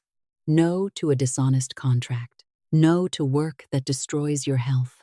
No to an opportunity that violates your values. No to frantic expansion. No to comparison. And every right no creates space for a better yes. Sigh. I have the wisdom to decline what is not right for me. I am not afraid to wait for the right opportunity. I recognize true prosperity by the peace and wisdom that accompany it. Now your abundance becomes more mature. It is not merely more. It is right. Right amount. Right channel. Right timing. Right use. Right relationship. Right action. Right purpose. And this is why we always return to the phrase, under grace and in perfect ways. Sigh. My abundance comes under grace and in perfect ways. Again, my abundance comes under grace and in perfect ways. No one is harmed by my prosperity. My prosperity blesses me and allows me to bless others. Divine order governs every increase. Now your body can rest, because you do not have to control everything. You simply cooperate, listen, act, receive, steward, give thanks. And now, as sleep pulls you deeper, let these declarations become slower, gentler, more spacious. I am safe with abundance. Pause. I am peaceful with money. Pause. I remain grounded as I prosper. Pause. I manage increase wisely. Pause. I welcome right opportunities. Pause. I bless what I have. Pause. I make room for more. Pause. I release guilt around success. Pause. I release fear around wealth. Pause. I release the expectation of loss. Pause. Good is allowed to remain good. Pause. I am trusted with greater responsibility. Pause. Divine wisdom expands my capacity. Pause. I am guided into honest and increasing supply. Pause. My present numbers are not my permanent destiny. Pause. The right way of increase is being revealed. Pause. I recognize supply in every right form. Pause. I am open to divine surprise. Rest. Let that last phrase settle deeply. Divine surprise. Not chaos. Not recklessness. Good arriving through a route you had not predicted. A call. A message. A solution. A meeting. An idea. A payment. An invitation. An opportunity. A realization. Something that reminds you that your conscious mind never sees every possibility. So you say, I leave room for wonderful surprises. I do not limit divine intelligence to my present knowledge. I expect good in expected and unexpected ways. And tonight there is no need to know which way. Your work is to become receptive. Your work is to release contradiction. Your work is to stop telling abundance. Yes, but I am afraid. Yes, but I am not ready. Yes, but people may judge. Yes, but I may lose it. Yes, but it never happens for people like me. Let every but dissolve. You are not claiming that challenges never exist. You are declaring that challenges do not receive the final word. Sigh. I give the final word to faith. Again, I give the final word to faith. I give the final word to wisdom. I give the final word to divine order. I give the final word to right action. I give the final word to abundance under grace. And now imagine your entire being agreeing. Your mind says yes. Your breath says yes. Your posture says yes. Your habits begin saying yes. Your schedule begins saying yes. Your decisions begin saying yes. Your financial choices begin saying yes. Your willingness to learn says yes. Your willingness to receive says yes. Your willingness to release what is wrong says yes. There is less contradiction, less static, more coherence, more peace. You do not need to become perfect tonight. You need only begin. Every time you catch an old scarcity sentence, replace it. Every time fear interprets a number, breathe. Every time guilt appears around success, remember, I can prosper and remain good. Every time you fear responsibility, remember, wisdom grows with capacity. Every time you think the present circumstance is permanent, remember, everything visible is capable of change. And every night, return to the deeper agreement. God is my source. Divine wisdom is my guide. I am safe with abundance. I am prepared for increase. I recognize the right channels. I take the right action. I manage what I receive with wisdom. My prosperity comes under grace and in perfect ways. The vault is open, but you no longer rush into it. You enter peacefully. The river is flowing, but you no longer fear being carried. You trust the current while keeping your wisdom. The numbers may change, but your peace no longer rises and falls with every number. You have begun to become the steward rather than the servant. And this is the deeper abundance. Not merely having more, being able to hold more without losing yourself, receiving more without fear, managing more without chaos, giving more without resentment, enjoying more without guilt, and remaining inwardly free. Rest now. Let the old fear of increase leave your body. Let the guilt dissolve. Let the shame dissolve. Let the expectation of loss dissolve. Let the need to stay small dissolve. You are safe. You are guided. You are becoming ready. And divine order is still working. Even now, especially now, while you rest. The law of now and the river of divine supply. Beloved soul, now we come to one of the quietest habits of limitation. It often does not sound like fear. It does not always sound negative.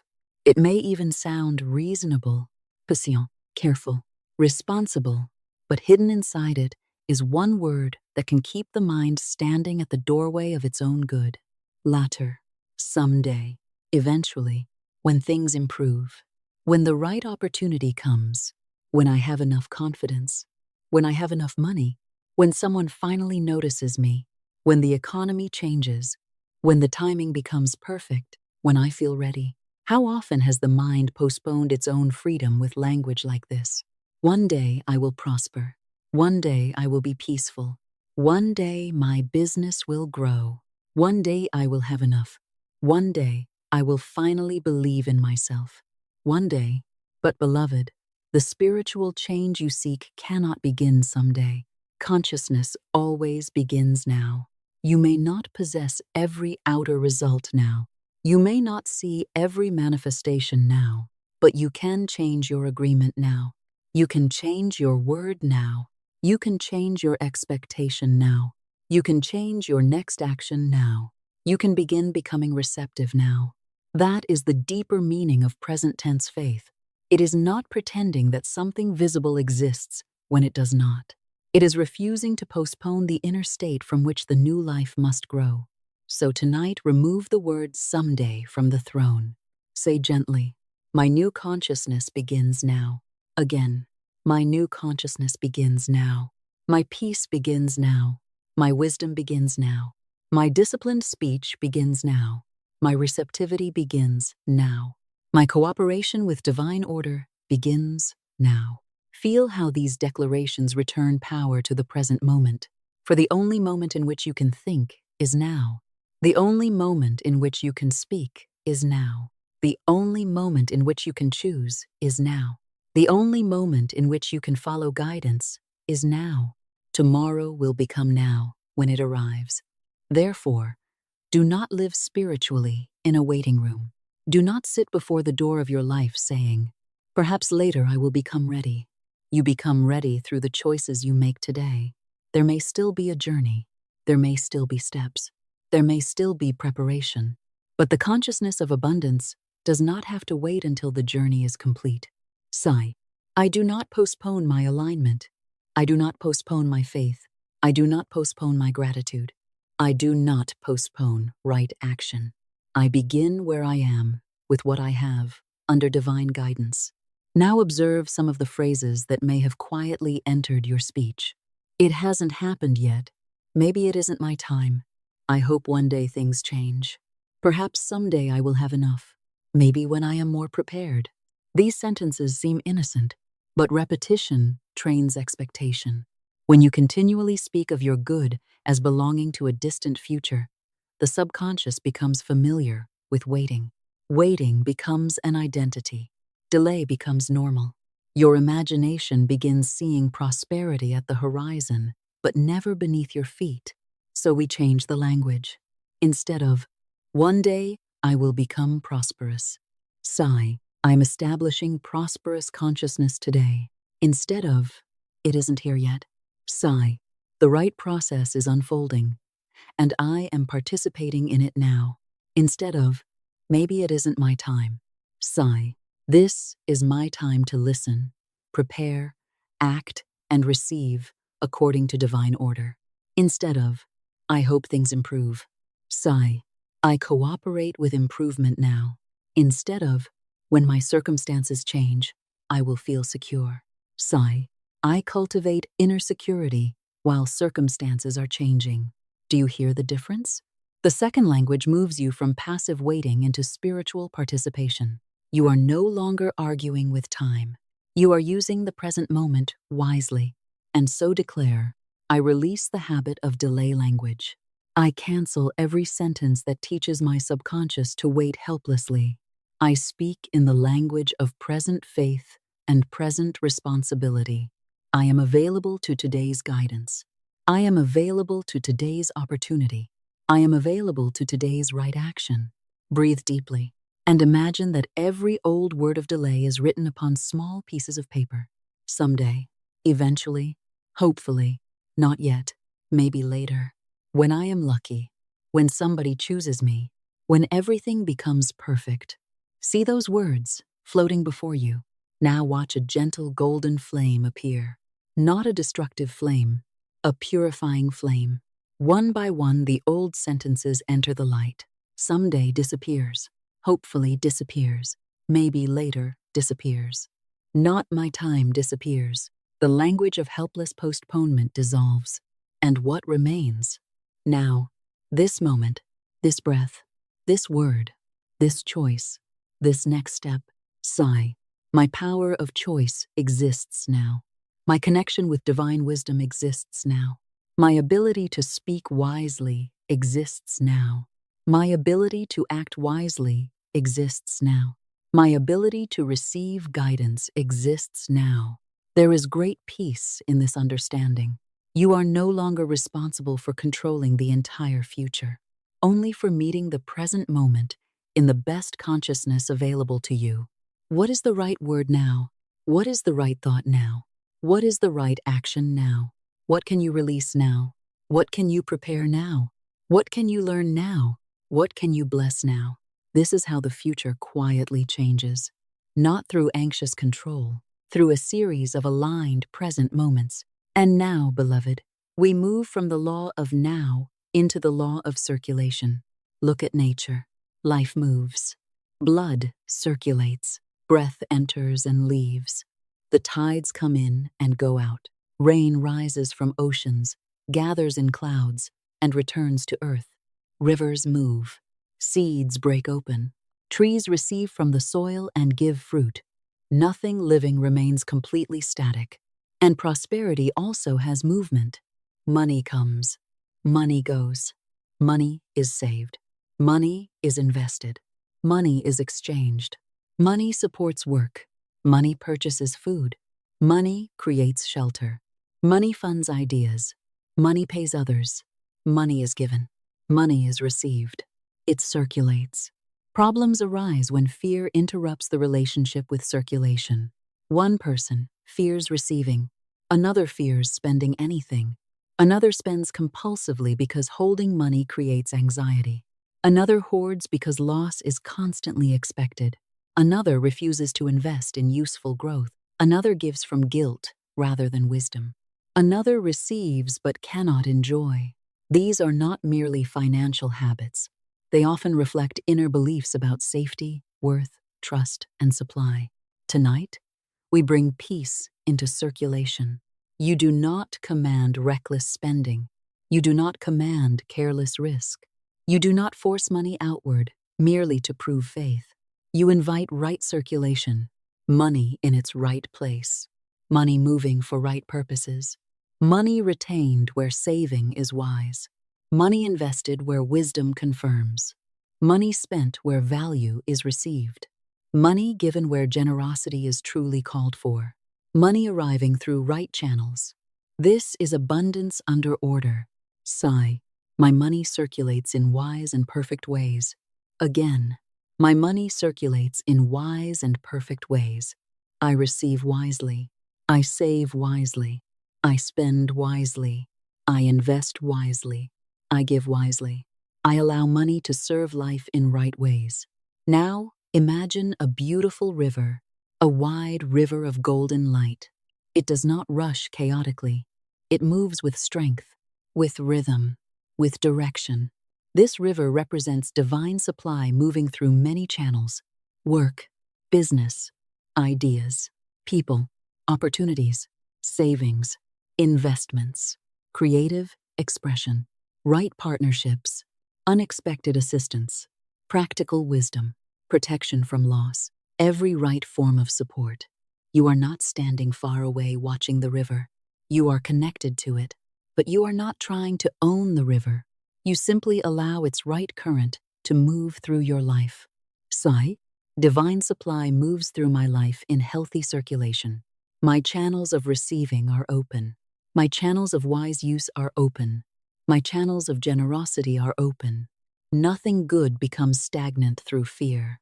Notice the phrase, healthy circulation, not reckless circulation, not frantic circulation, healthy, ordered, intelligent, because abundance without wisdom becomes chaos, but abundance with wisdom becomes stewardship.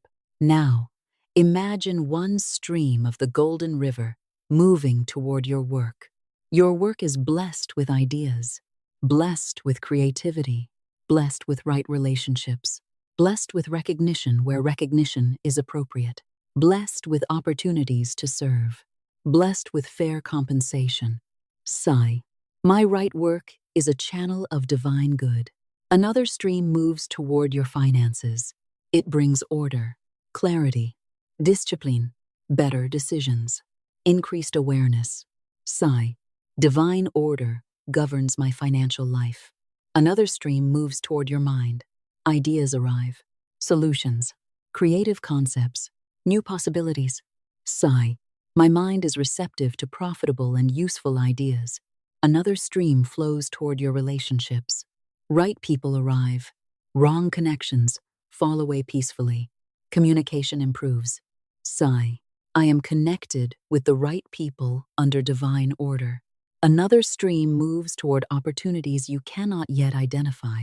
You do not need to name them.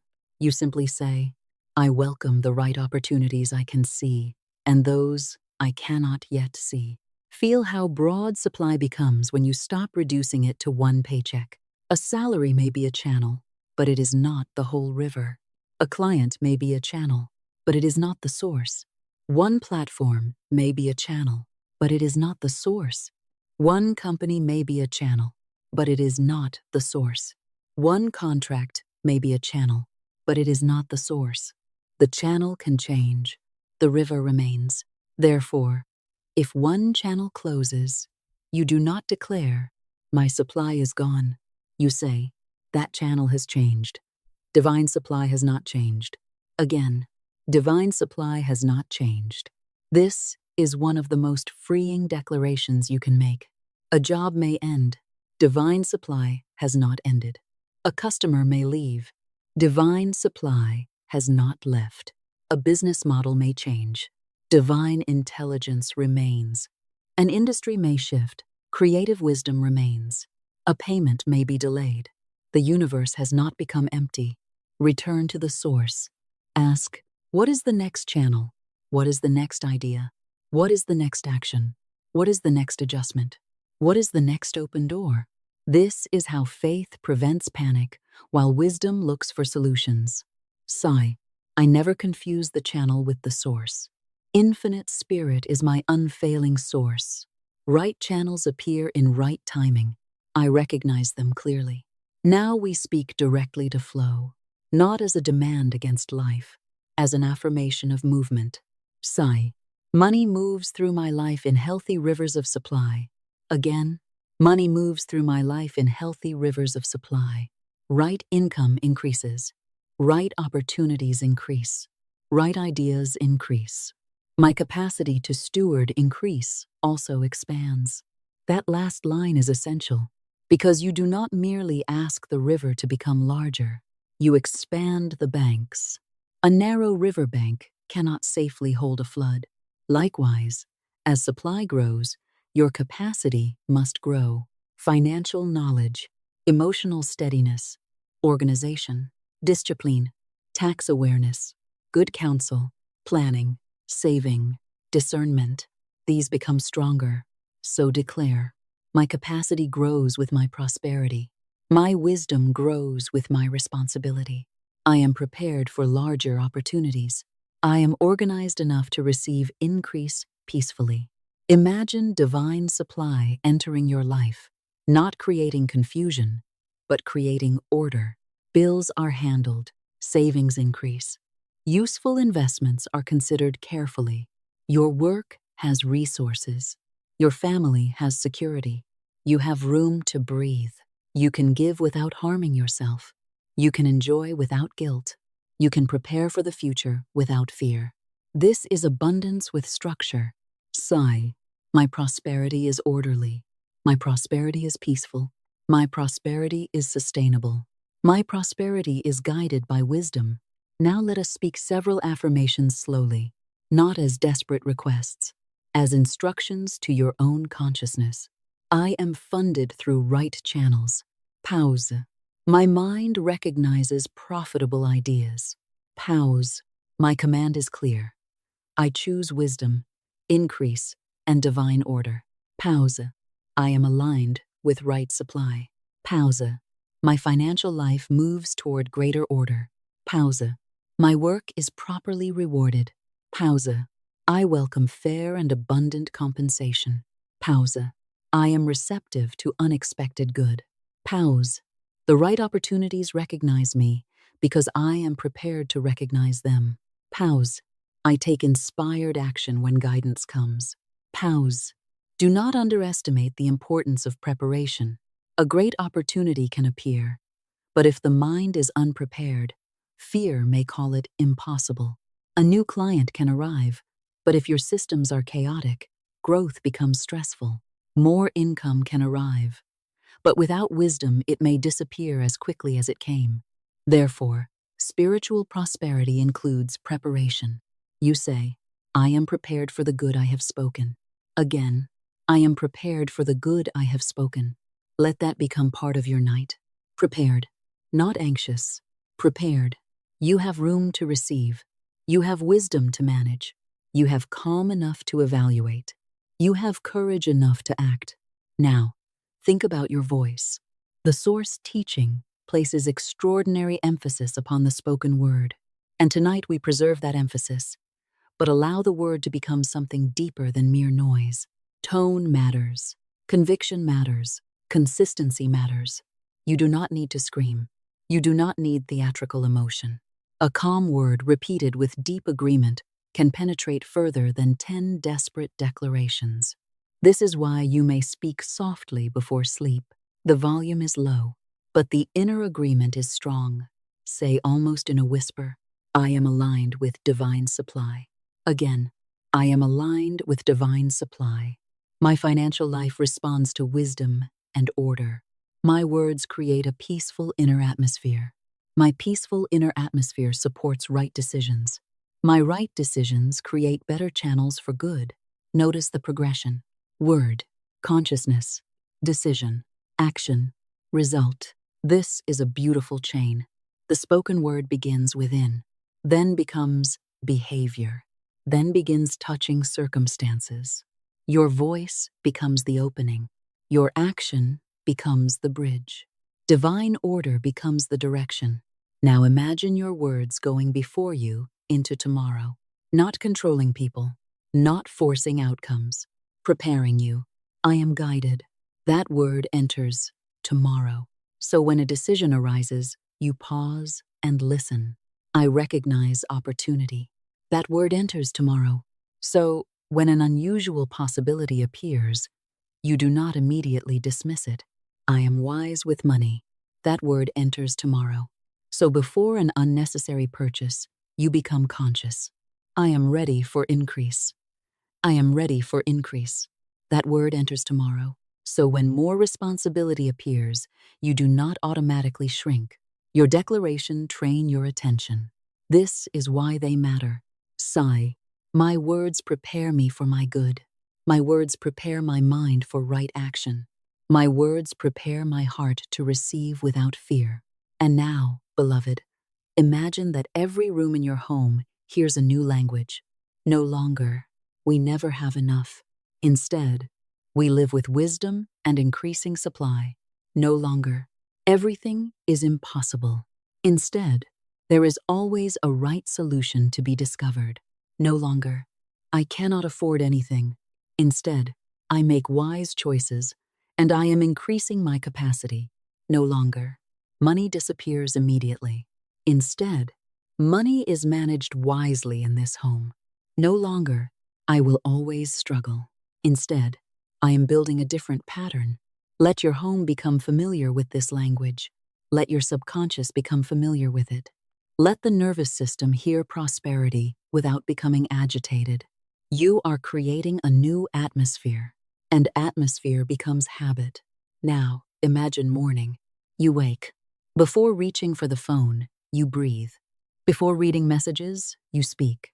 Before the world tells you what happened overnight, you tell your own consciousness what it will stand for today. Sigh. This day is governed by divine order. I am led to the right people and right opportunities. My mind is clear. My words are constructive. My work is productive. My financial decisions are wise. I expect good, and I recognize it when it appears. This becomes your morning pattern. Not 15 minutes of panic. Not immediately comparing. Not immediately checking what everyone else has done. Center first, then act. At night, you do the reverse. You release. You stop calculating. You bless what happened. You forgive what did not go perfectly. You withdraw emotional energy from problems and say, the day is complete. I release every burden. Divine intelligence continues working beyond my conscious effort. My subconscious rests in peace and abundance. Morning, direction. Night, release. Morning, declaration. Night, surrender. This rhythm becomes powerful. Now, softly, repeat. I do not wait helplessly. I participate wisely. I do not postpone my consciousness. I begin now. I do not fear circulation. I guide money wisely. I do not confuse one channel with my source. Infinite Spirit is my source. My capacity expands with my good. My prosperity is peaceful and orderly. My word is clear. My action is clear. My way becomes clear. Rest. There is another truth. Sometimes people ask for abundance while maintaining a hidden ceiling. They say, I want more. But secretly, they have already decided how much more is acceptable. Perhaps double seems possible. 10 times more seems frightening. Perhaps a small business feels safe. A successful business feels dangerous. Perhaps one opportunity feels manageable. 10 opportunities feel overwhelming. So the subconscious places a ceiling above the conscious desire. Tonight, do not demand any particular amount. Simply remove the ceiling. Sigh. I allow divine intelligence to determine the size of my right good. Again, I allow divine intelligence to determine the size of my right good. I do not limit abundance by my previous experience. I do not limit opportunity by my previous results. I remain receptive to greater good than I currently understand. This is a spacious affirmation. It says, I do not need to know how large the river can become. I only need to remain wise enough to flow with it. Now imagine that ceiling above you dissolving. It was made of old sentences. That is too much. People like me do not earn that. That business is too big for me. I could never manage that. That kind of success happens to someone else. One by one, those sentences disappear. Above you is open sky, limitless. Not because you are entitled to everything, but because you no longer imprison possibility before guidance has even spoken. You allow the divine to surprise you. Say, I am open to greater good than I have previously known. I receive it with humility, wisdom, and gratitude. Now let us return one final time to the river. Hear it, golden water moving gently through the night. It flows toward you, through you, beyond you. You receive, you direct, you circulate, you bless.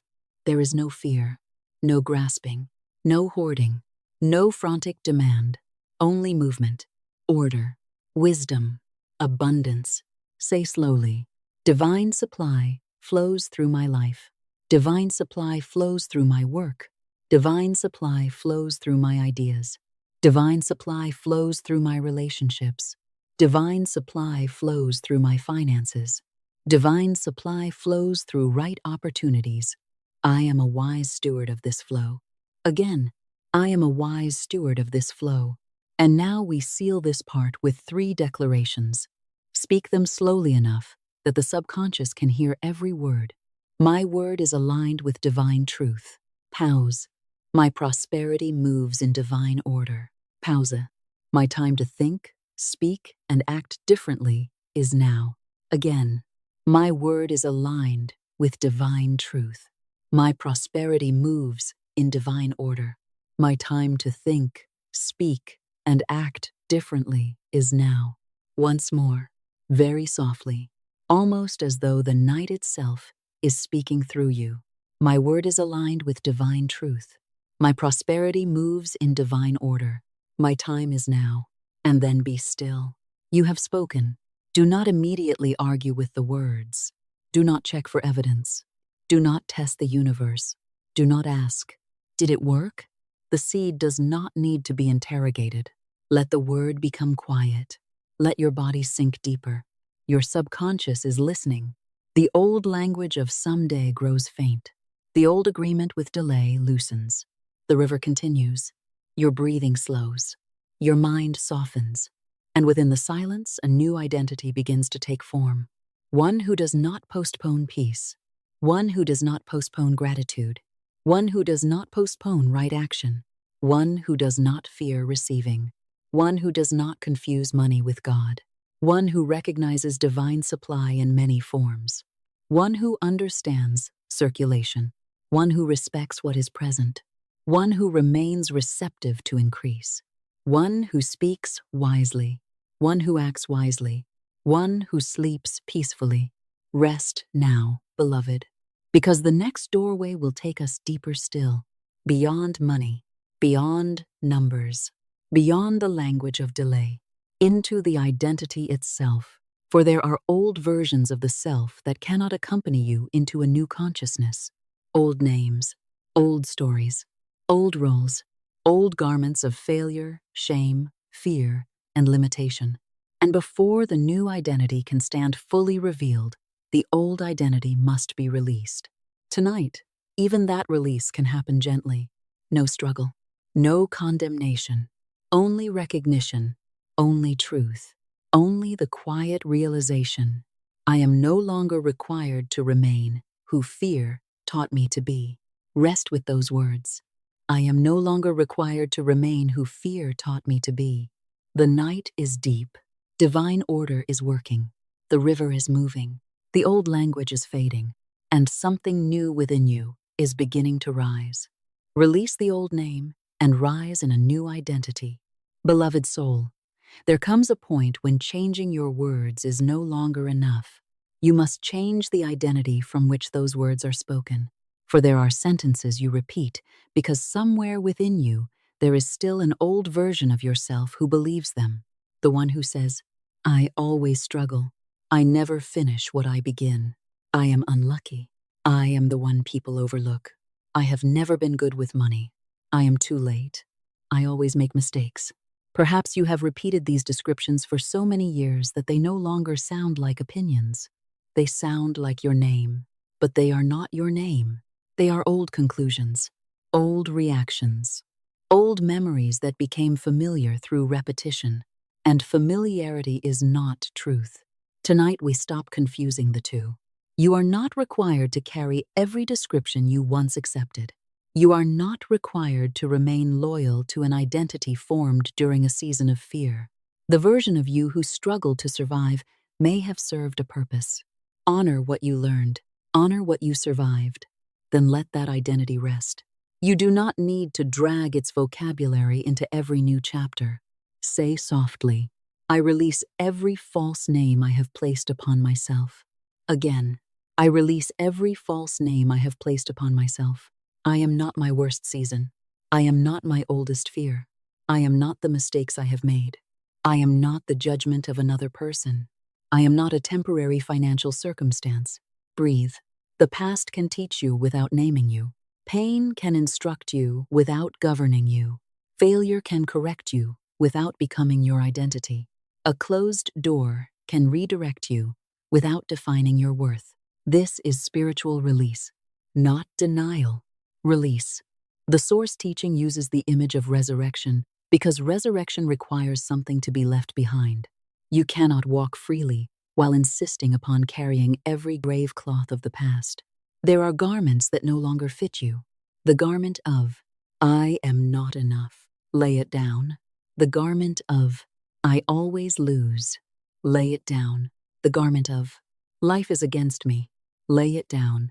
The garment of, I must beg for approval. Lay it down.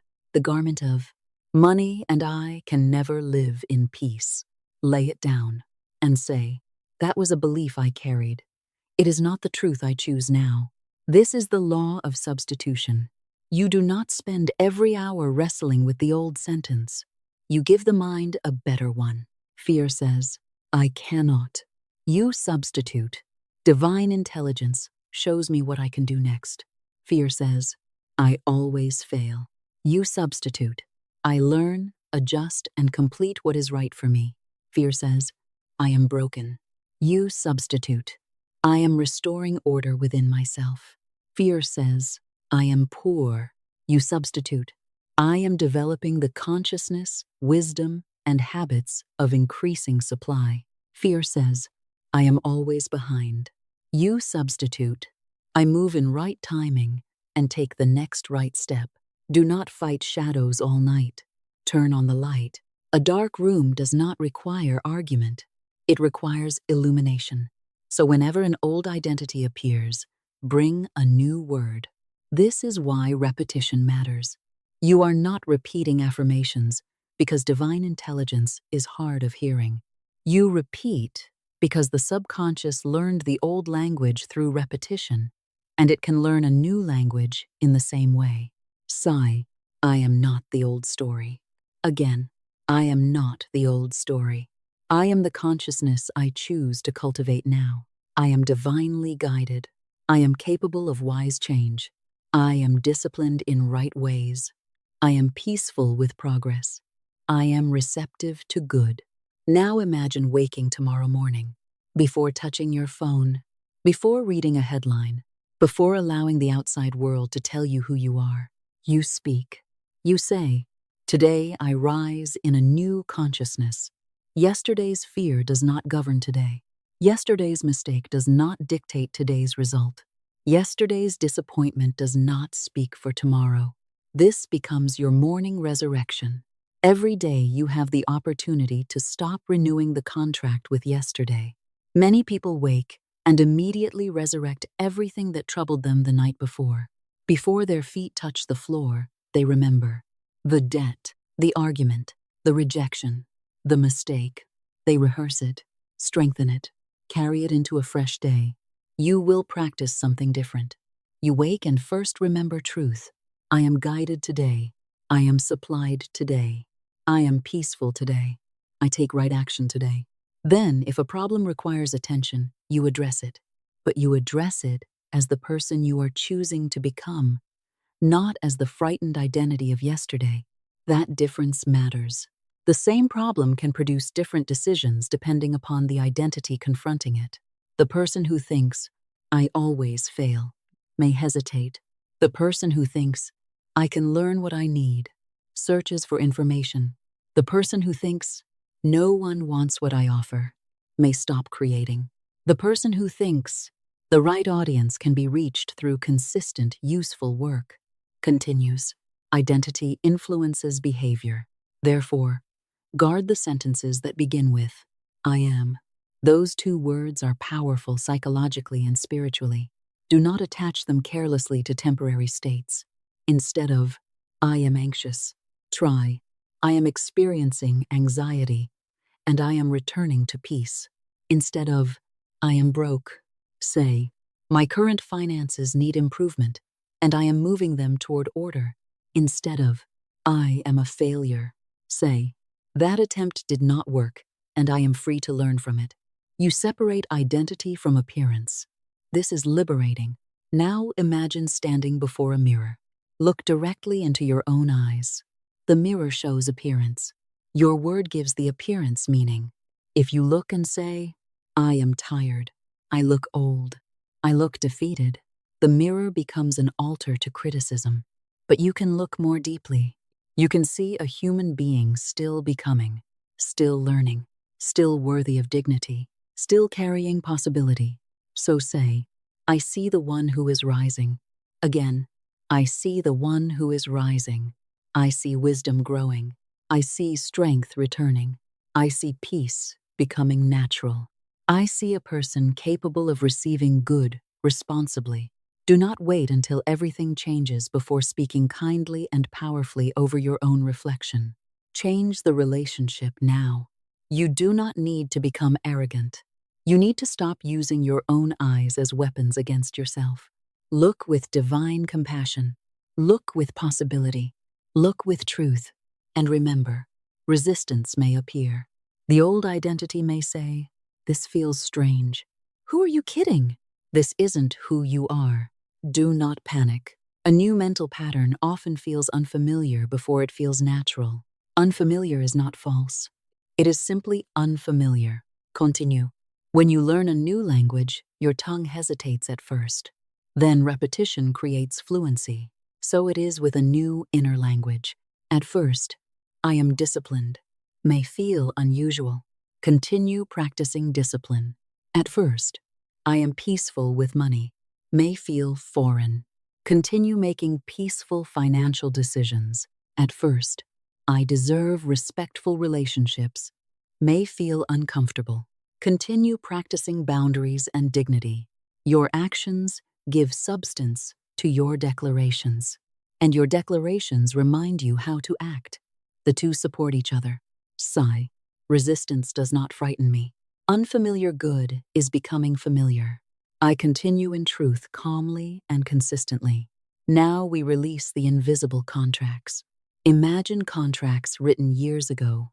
Perhaps one says, "I must please everyone to be loved." Another, "I must struggle to deserve money." Another, "I must stay small so others are comfortable." Another, "I cannot trust success." Another, "People always leave." Another, "I never finish." You may never have consciously signed these contracts, but repeated agreement gave them influence. Tonight you cancel them. Sigh. I cancel my agreement with unnecessary struggle. I cancel my agreement with self-rejection. I cancel my agreement with chronic delay. I cancel my agreement with financial fear. I cancel my agreement with being smaller than my right potential. And now, replace them. I agree with divine wisdom. I agree with dignity. I agree with right prosperity. I agree with discipline. I agree with peaceful growth. I agree with right timing. I agree with love that honors me.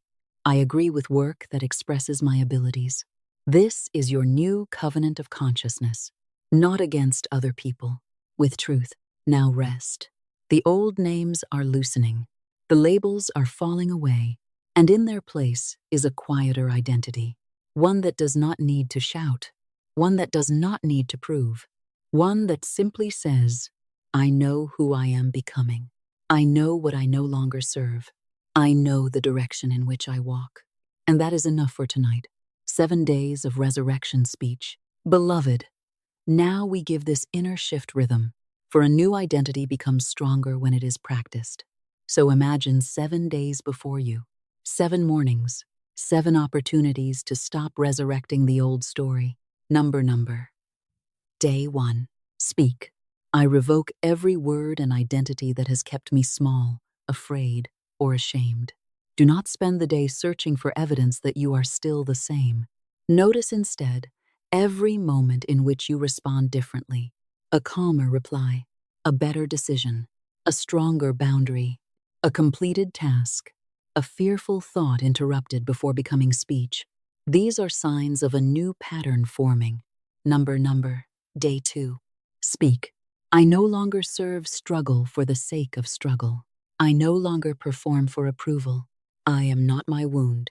There may be people who benefited from the old version of you, the version who never said no, the version who apologized constantly, the version who accepted less. Your change may confuse them. You do not need to argue. Simply remain peaceful. Number. Day 3. Speak. I am unavailable for the identity of defeat. My new consciousness has already begun. The mind may resist. Let it. You do not need to feel perfect. You need to continue. Number. Day 4. Speak. The old has passed from authority. I rise today in agreement with divine order.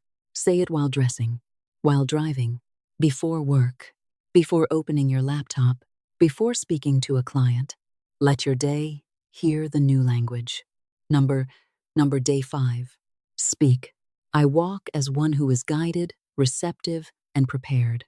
I attract by alignment and follow through with right action. This is where identity begins becoming visible in behavior. You arrive on time. You finish. You communicate clearly. You handle money carefully. You honor commitments. Prosperity consciousness becomes practical. Number. Day 6. Speak. I am not endlessly trying to change. I am practicing the new now.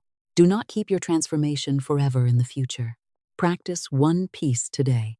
If your new identity is organized, organize something. If your new identity is financially wise, make one wise financial decision. If your new identity is creative, create. If your new identity is courageous, take one courageous action. Number. Day 7. Speak. I am living proof that a new pattern can begin. The old version no longer has final authority. 7 days are not a magical deadline.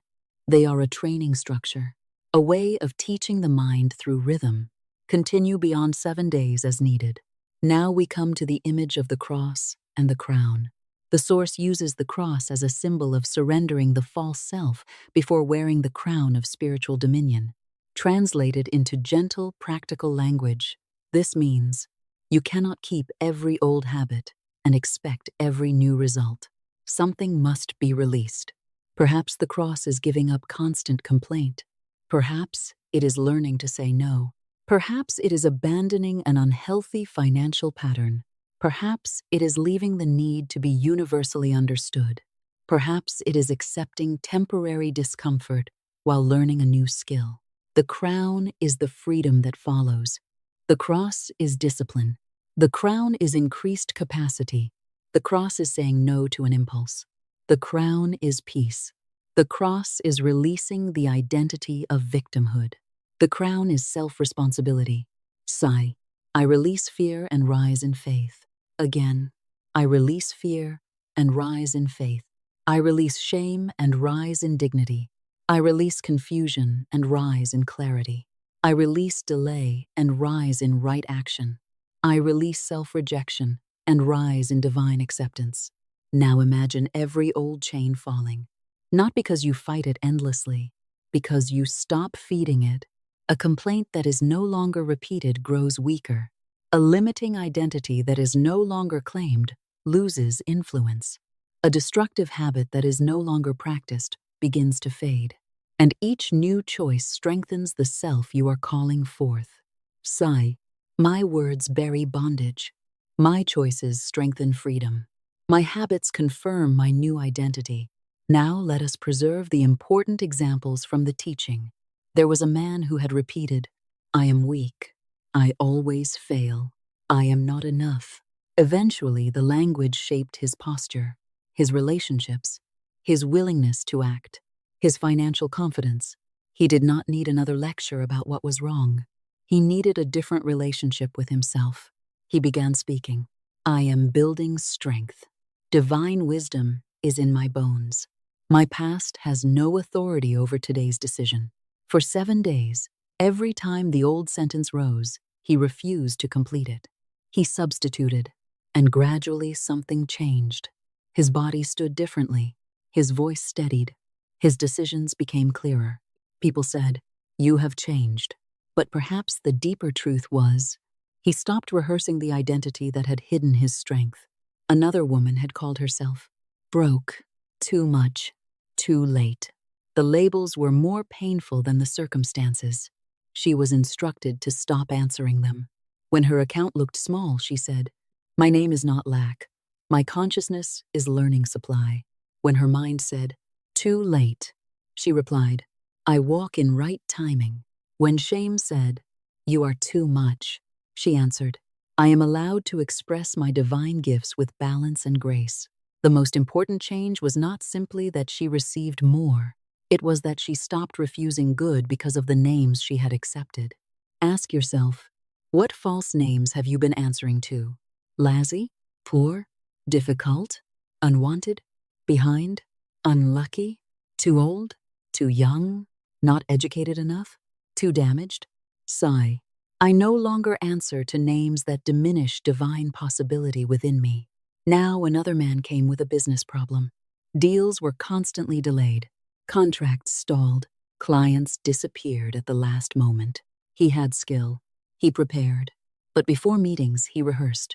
What if they reject me? What if they say no? What if it falls apart again? His body arrived at the meeting, but his identity arrived already defeated. So he was given a new declaration. I no longer delay. I now deliver. Not as a magic spell, as a new behavioral identity. If he was someone who delivers, he followed up. He sent the email. He completed proposals. He closed loops. He prepared thoroughly. He stopped entering every conversation expecting rejection, and his outer results began to change as his behavior and presence changed. Sigh. I no longer call myself almost. I complete what is mine to complete. I communicate clearly. I follow through. I deliver. Then there was a woman who looked at her family history and recognized inherited language. Her mother had spoken fear. Her grandmother had spoken scarcity. Silence had been mistaken for safety. Survival had been mistaken for destiny. And she said, it ends with me. But then came the greater question. What begins with me? That is important. Do not only end, begin. Sigh. Fear may end with me, and wisdom begins with me. Scarcity language may end with me, and financial education begins with me. Silence may end with me, and healthy communication begins with me. Chaos may end with me, and order begins with me. Shame may end with me, and dignity begins with me. You become a new starting point. Not through condemnation of those who came before, through conscious choice. Bless them. Release what no longer serves. Carry forward what was good. Transform what needs transformation. And now, repeat in rhythm. I release the self that fears. I rise in the self that knows. I release the self that delays. I rise in the self that acts. I release the self that hides. I rise in the self that shines. I release the self that pleads. I rise in the self that speaks with dignity. I release the self that hoards from fear. I rise in the self that manages wisely. I release the self that doubts right timing. I rise in the self that follows divine guidance. And 3 times, this is my hour. I bury the false. I rise in truth. Again, this is my hour. I bury the false. I rise in truth. One final time. This is my hour. I bury the false. I rise in truth. Rest. The old self does not need hatred. It needs retirement. Thank it for carrying you this far. Then release it. You are free to continue differently. Train your mind for divine supply. And now, beloved, after releasing the old identity, we return to prosperity. Because the source teaching makes a powerful transition here. First, release the self that believes struggle is inevitable. Then, train the mind that will receive a different experience. You were never meant to chase money as though money were a frightened animal running from you. You were never meant to barter your peace for every dollar. Money is not the source. Remember this. Money is a form, a vehicle, a symbol of exchange. The source is greater. Ideas may become money. Skills may become money. Relationships may create opportunity. A wise decision may preserve money. A new market may produce money. An avoided mistake may save money. A creative solution may multiply value. Therefore, your supply is larger than your present bank account. Sigh. My good is not limited to one visible channel. Infinite intelligence reveals many right channels. Now the mind must be trained to stop scanning only for lack. You know this habit. You wake, check the account, check the bills, check what has not arrived, check what someone else has, check what is missing. By breakfast, consciousness is saturated with absence. Instead, establish a morning wealth ritual, not superstition, mental direction. Before your feet touch the floor, speak. Unexpected right channels of supply are open to me. Again, unexpected right channels of supply are open to me. I am ready for new ideas. I am ready for new opportunities. I am ready for right connections. I am ready to see what fear previously hid from me. Now remember, money is not your source. So if one balance looks low, you do not bow to the balance. You look honestly, then you say, this number is not the totality of my possible supply. The source tells of a woman who was behind on rent. Fear was focused entirely on the deadline. She began repeating, divine supply is never late. Then, help came through a relative unexpectedly. Whether one interprets such events as spiritual alignment, providence, coincidence, or human connection, the lesson in this teaching is the same. Do not let panic close your mind to possible channels. Fear says, there is no way. Faith says, I do not yet see the way. Those sentences are not the same. I do not yet see the way leaves the door open. So now, we establish 3 foundational days of supply consciousness. Number, day 1. Every right obligation is met through wisdom and divine supply. When bills arise, do not hide. Open them, read them, organize them. Take the next practical step, and while you do, refuse panic. Sigh, I am guided toward the right solution. Number, day 2. I welcome unexpected good through honest and right channels. Do not decide your income can only come from what came yesterday. Remain attentive. A new idea may matter. A forgotten connection. A different service. An improvement to your work. A change in pricing. A new audience. A better system. Remain receptive. Number, day 3. Money is not my master. I direct money with wisdom. Every expense is not an attack. Every account is not an enemy. You learn to manage. Now, evening becomes equally important. The final words before sleep should not be, I don't know what I am going to do. Instead, there is no end to divine supply. While I sleep, my mind rests, and tomorrow's right action becomes clear. Imagine 7 evening declarations, 1 for each night. Number, night 1. I sleep in the consciousness of enough, not because every desire is already fulfilled, but because fear is no longer invited into the bed. Number, night 2. My good can reach me through many channels. Night 3. I release the belief that money requires suffering. Night 4. I am safe receiving more than I have received before. Night 5. The doors of right opportunity are open to me. If one door closes, you do not call life closed. You remain available to another. Night 6. What I need comes through right timing and right channels. Release your addiction to delay, but also release the demand that every desire must appear on your personal schedule. Faith includes trust in timing as well as expectation. Night 7. I am aligned with healthy increase. Let increase mean more than money. More wisdom, more skill, more order, more clarity, more ability to serve, more capacity. Now we descend beneath speech into the subconscious, because it is possible to say, I am abundant, while deeply believing, I will always struggle. The conscious word and subconscious expectation must gradually come into harmony. How? Through repetition plus evidence created by action. If you affirm, I am financially wise, then begin recording expenses. That action gives the subconscious evidence. If you affirm, I finish what I start, finish one small thing. If you affirm, I receive opportunity, answer messages, show up, submit the proposal. If you affirm, I am open to supply. Do not reject every new idea before investigating it. The mind learns not only from words but from experience. Give it experiences that support your new language. Now repeat. Money comes to me through right channels with increasing ease. My wealth flows from alignment, wisdom, and useful contribution, not frantic force. I deserve to receive good because I am willing to use good responsibly. I am open to increasing provision. There is no delay in divine wisdom. The next right action is always available to me. My source is infinite. Therefore, I do not limit my thinking to one channel. Breathe. This becomes the new currency of mind.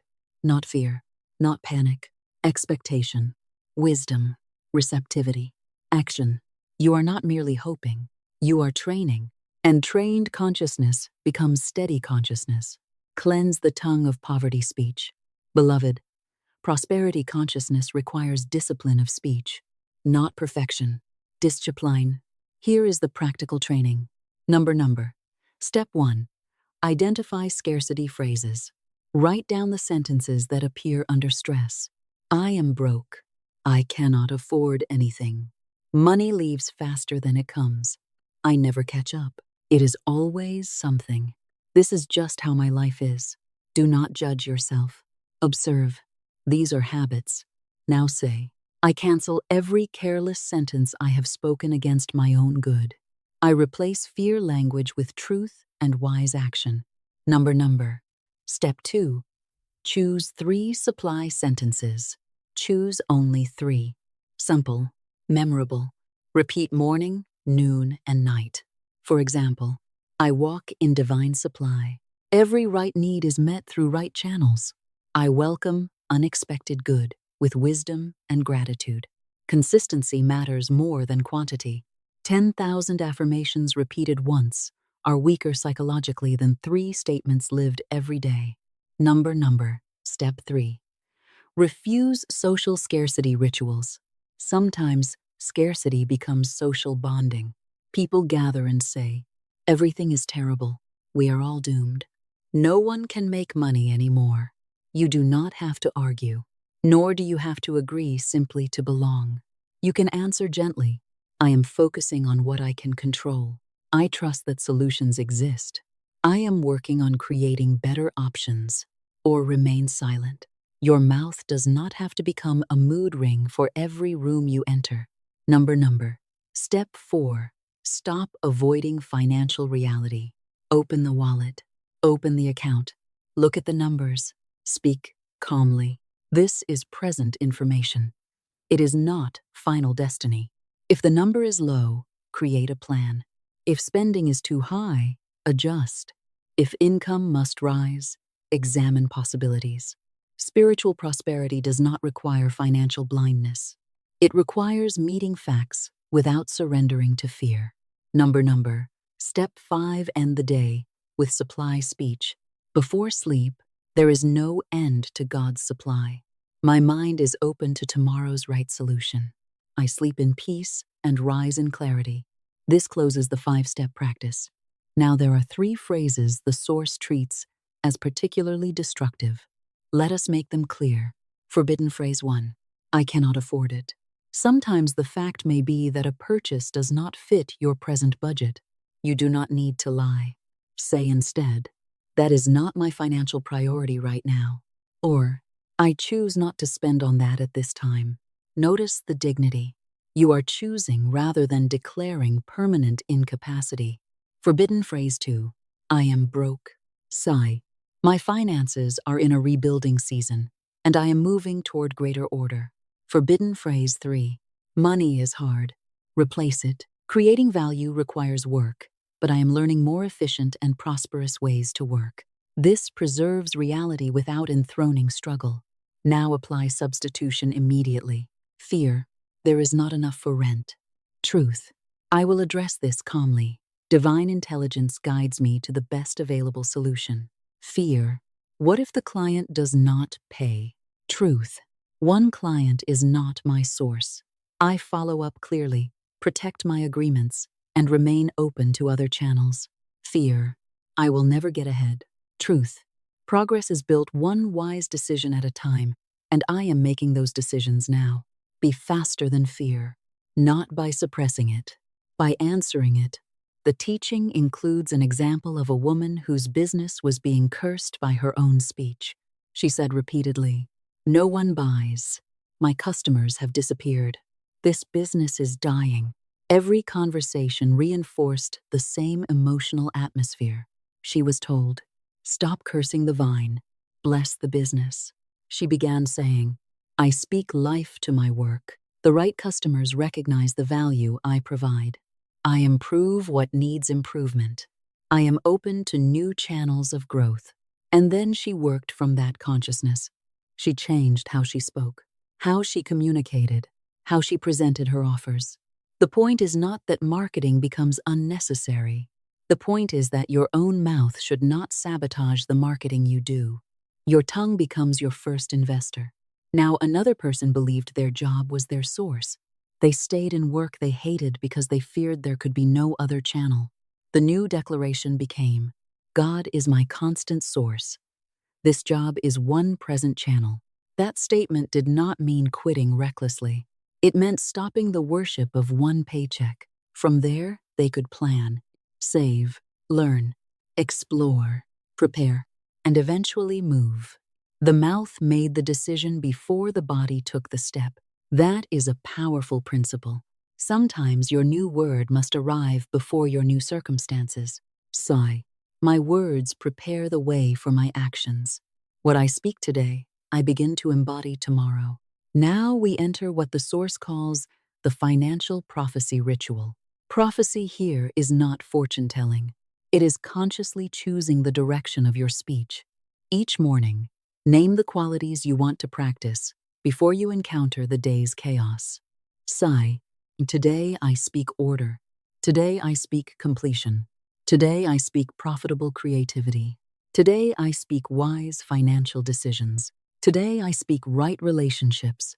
Today I speak peace. Then go behave accordingly.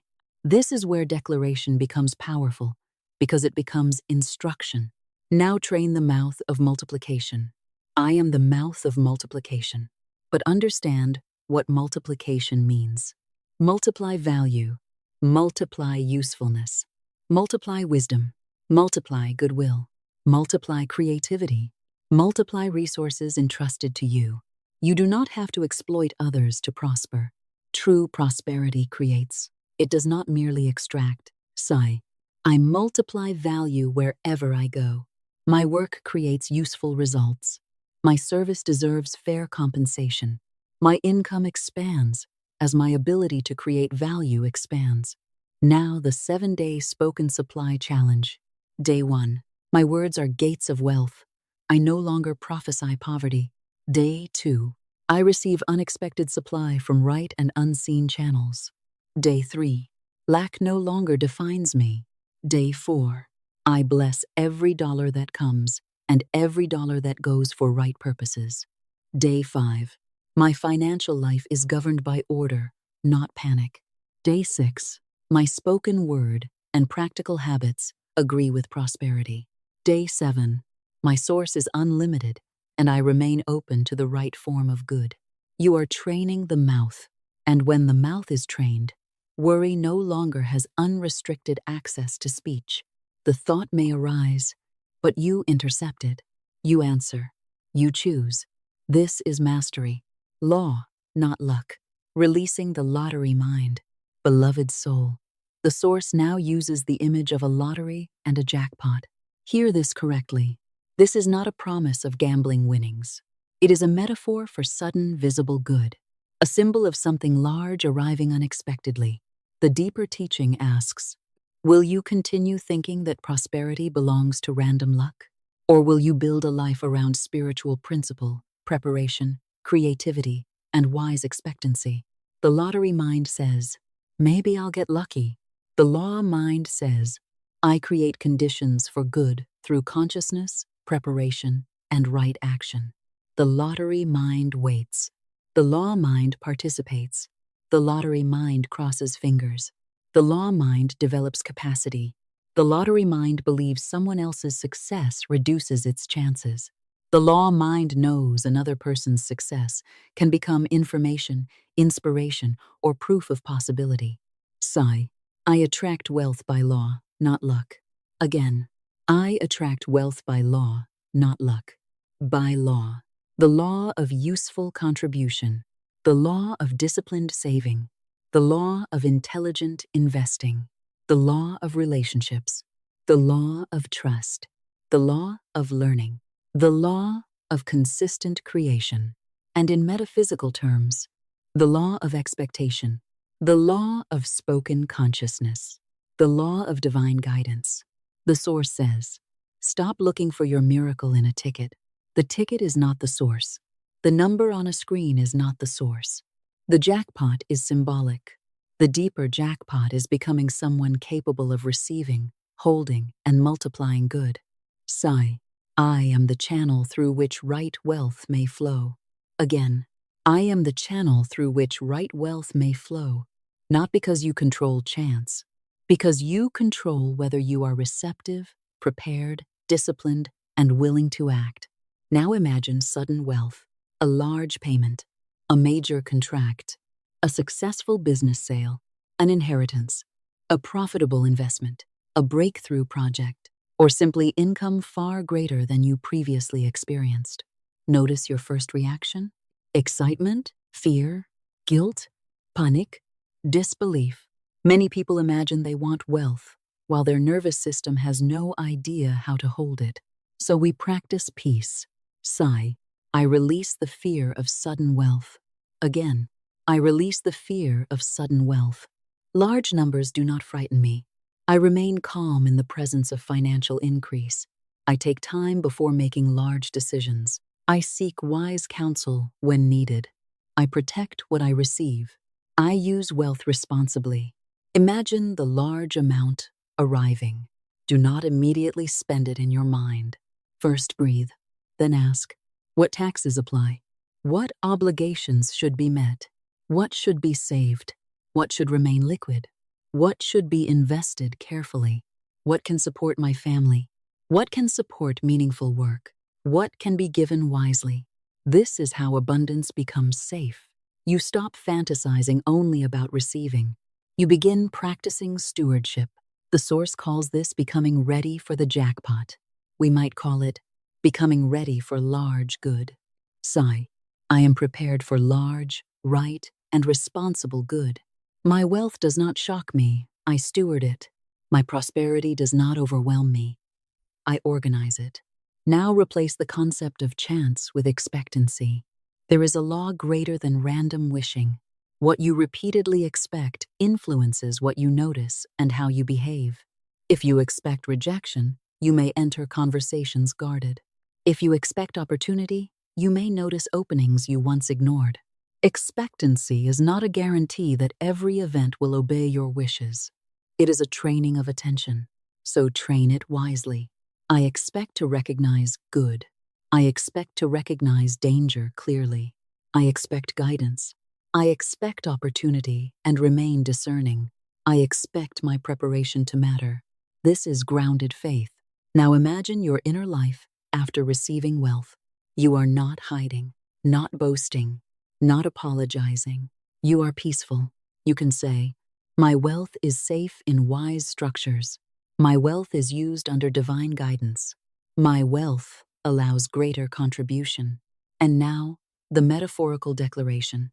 The spiritual jackpot is the consciousness that knows how to receive and steward good. Let that become your understanding. Not luck. Capacity, not frenzy.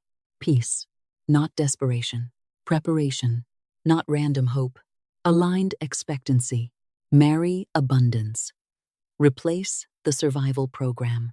There comes a point, beloved, when you cannot continue flirting with abundance. You cannot speak prosperity in the morning and curse money at night. You cannot make a vision board filled with wealth while secretly believing, "People like me never have that." You cannot say, "I want financial freedom," while refusing to learn how money works. This is what the Source calls marrying abundance. A full agreement. Sigh. I no longer flirt with abundance. I commit to a prosperous consciousness. Again, I no longer flirt with abundance. I commit to a prosperous consciousness. Commitment means you stop worshiping struggle. You stop romanticizing poverty. You stop sabotaging increase. You stop spending to soothe emotion. You stop fearing every financial conversation. You stop refusing help simply because receiving feels uncomfortable. You also stop chasing every shiny promise of easy riches. Prosperity consciousness is mature. Now examine your survival program. Perhaps your nervous system expects crisis. When things are peaceful, you become suspicious. When money arrives, you immediately find a way to spend it. When one problem ends, you search for the next. The body has learned. Safety means being prepared for disaster. Tonight, we create a different pattern. Sigh. I replace the survival program with a prosperity pattern. Again, I replace the survival program with a prosperity pattern. Peace is safe. Savings are safe. Stability is safe. Receiving is safe. Having more than enough is safe. Imagine a prepared financial life. Bills tracked. Due dates known. Emergency savings growing. Taxes considered. Insurance appropriate to your situation. Documents organized. No frantic searching. No hiding envelopes. No pretending. Prosperity has infrastructure. Sigh. My outer structure agrees with my inner declaration. This is essential. If you claim abundance, create room for abundance. Organize the account. Create systems. Learn. Prepare. The Source says, install a new default. Overflow is normal to me. We can deepen that. Peaceful sufficiency becomes increasingly normal to me. Financial order becomes normal to me. Savings become normal to me. Wise investing becomes normal to me. Generosity without self-harm becomes normal to me. Enjoyment without guilt becomes normal to me. Now, consider the phrase, dress, walk, and speak from wealth. This is not about pretending to be rich or spending money to impress people. It is about embodiment. Walk without frantic desperation. Speak without constantly advertising lack. Dress with care and dignity using what you already have. Keep your environment orderly. Treat yourself as someone preparing for greater responsibility. Sigh. I dress, walk, and speak from wealth consciousness now. Again, I dress, walk, and speak from wealth consciousness now. You are not faking. You are forming. Imagine holding a check larger than any amount you have previously received. Your breath remains deep. Your shoulders are relaxed. Your mind is clear. You do not immediately announce it to everyone. You do not immediately spend it. You are grounded, grateful, certain that your responsibility begins now. This is preparedness, The source says, "My wealth is seen, safe, and spiritual." Let us preserve that declaration while giving it depth. My wealth can be visible without making me unsafe. My wealth is protected through wisdom, discretion, and good stewardship. My wealth remains in service to right purpose. Sigh. I am prepared for the good I have spoken. Again, I am prepared for the good I have spoken. Prepared in mind, prepared in habits, prepared in structure, prepared emotionally, prepared spiritually. You are not asking for a blessing that would find you in chaos. You are preparing a peaceful place for it to land. And now, release comparison. The final old lie says, someone else is more deserving. They are more aligned. They have better connections. God skipped me. No, another person's abundance is not your rejection. Sigh. I celebrate another person's good without diminishing my own possibility. I have my own path. I have my own gifts. I have my own opportunities to recognize. The source calls the listener the channel God trusts with wealth. We can say, I am becoming a trustworthy channel for increasing good. Trustworthy. That word matters. Can more resources move through you without destroying your values? Can you remain honest? Can you pay what you owe? Can you treat people fairly? Can you prosper without exploitation? Can you use success without becoming consumed by status? If yes, then say, I am a trustworthy steward of increasing good. I multiply what is entrusted to me through wisdom and useful service.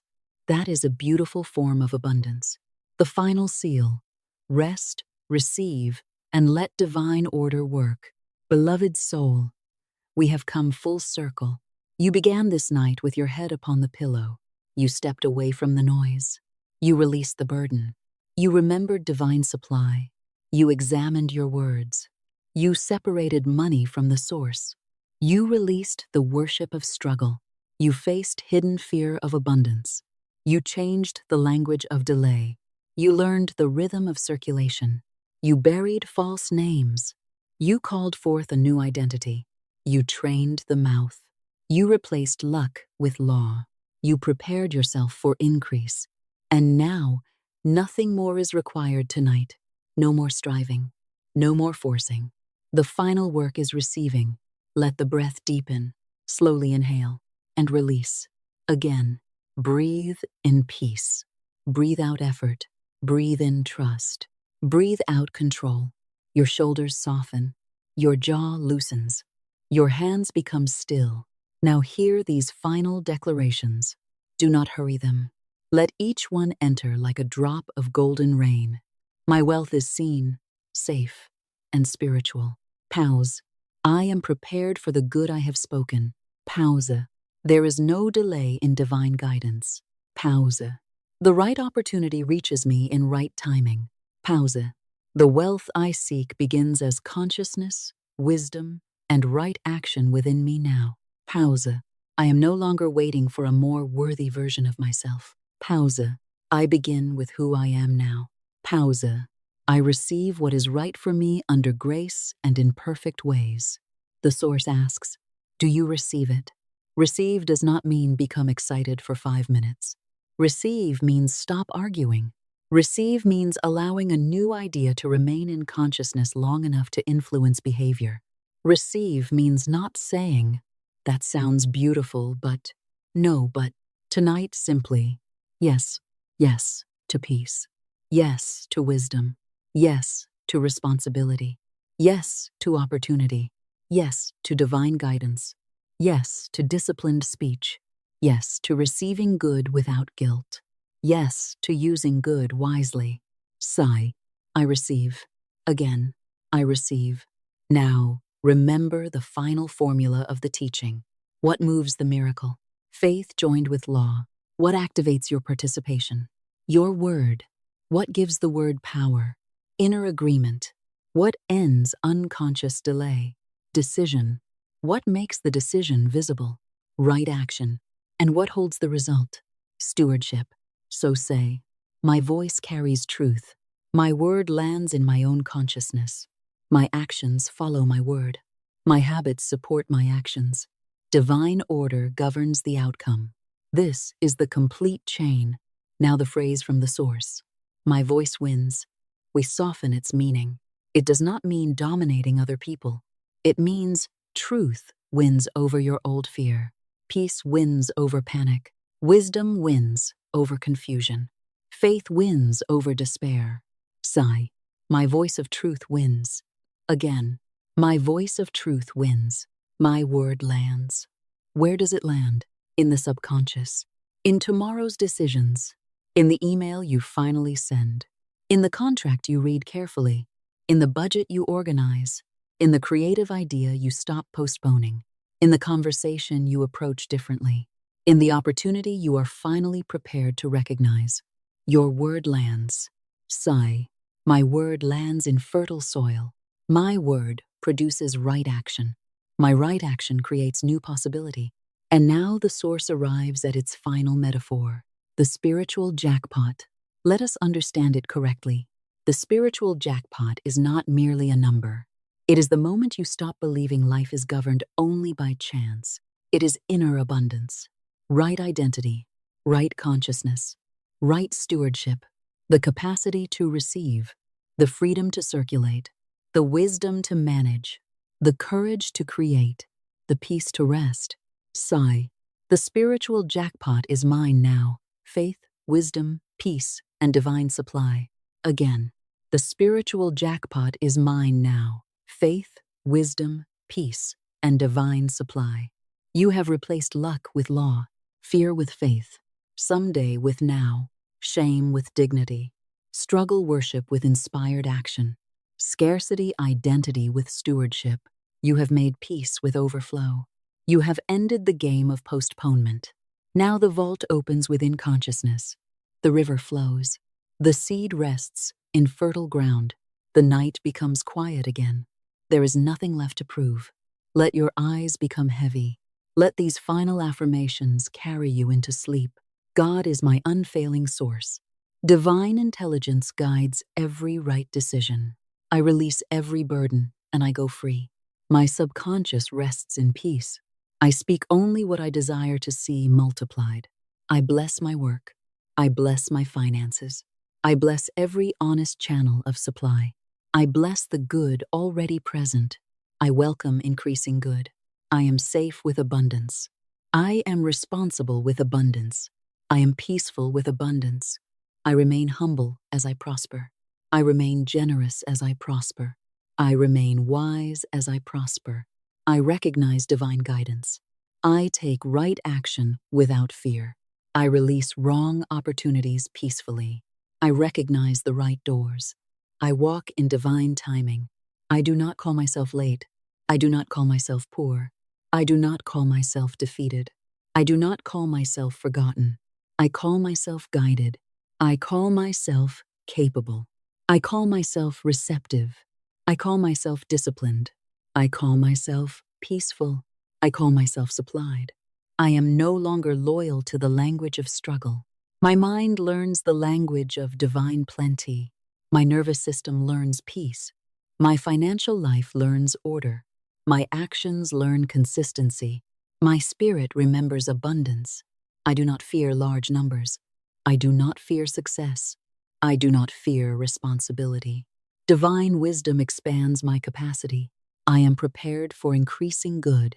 I am prepared to receive. I am prepared to manage. I am prepared to save. I am prepared to invest wisely. I am prepared to give wisely. I am prepared to enjoy without guilt. Money is not my source. Money is a servant of right purpose. I direct money with wisdom. Money circulates through my life in healthy and peaceful ways. My work is blessed with useful ideas. My creativity is blessed. My relationships are guided. My opportunities are ordered. My path becomes clear. The way is made clear before me. Breathe. You do not need to repeat every sentence consciously. Sleep may take you. Let it. The subconscious can rest. There is no test. No requirement to stay awake. No need to remember every word. The night itself becomes your sanctuary. Now imagine again the golden river from the beginning. You stand at its edge. But this time, you do not enter with fear. You know the current.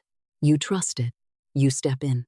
The water moves around your feet, your ankles, your knees, your heart, and you float. Above you is a dark velvet sky, stars of divine wisdom.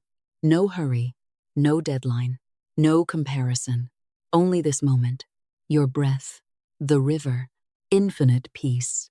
Say one final time, I release. Pause. I trust. Pause. I receive. Pause. I am guided. Pause. I am supplied. Pause. Divine order is working. Now, beloved. If tomorrow your old language returns, do not condemn yourself. Correct it. If fear appears, answer it. If an old label returns, refuse it. If you complain, notice and substitute. The practice is not perfection. The practice is return. Return to truth. Again and again. This is how consciousness changes. And when you awaken, begin with one declaration. I speak the word of faith, and divine order now opens my way. Let that be the sentence you carry from sleep into morning. And if this message has spoken to something deep within you, write that declaration in the comments. I speak the word of faith, and divine order now opens my way. Let your own eyes see your decision. Let your own hands write it, not as superstition, as remembrance, as commitment, as the beginning of a new vocabulary. And if these teachings bring you peace, clarity, and a stronger awareness of your own words, return to them whenever you need to reset your consciousness. For tonight, however, there is nothing left to do. The work of the day is finished. The words have been spoken. The seed has been planted. Your body may rest. Your mind may rest. Your finances do not need to be solved in this moment. Your future does not need to be controlled in this moment. Tomorrow will bring its right actions. Tonight belongs to peace. Sleep now. Sleep deeply. Sleep knowing that you are not separated from divine wisdom. Sleep knowing that you are learning to recognize supply. Sleep knowing that fear no longer receives the final word. Sleep knowing that your old names are falling away. Sleep knowing that your new consciousness is taking root. Sleep knowing that gratitude multiplies your awareness of good. Sleep knowing that right consciousness prepares right action. Sleep knowing that the way can appear one step at a time. And let these final words follow you gently into the silence. God is my source. Divine order governs my life. My words are filled with power and peace. I am guided by divine intelligence. My right abundance comes under grace and in perfect ways. I am safe. I am peaceful. I am receptive. I am free. The way is open. Rest now, beloved soul. Let go. Drift. Receive. And allow the deep silence of the night to hold you. Divine order is working, and all is well.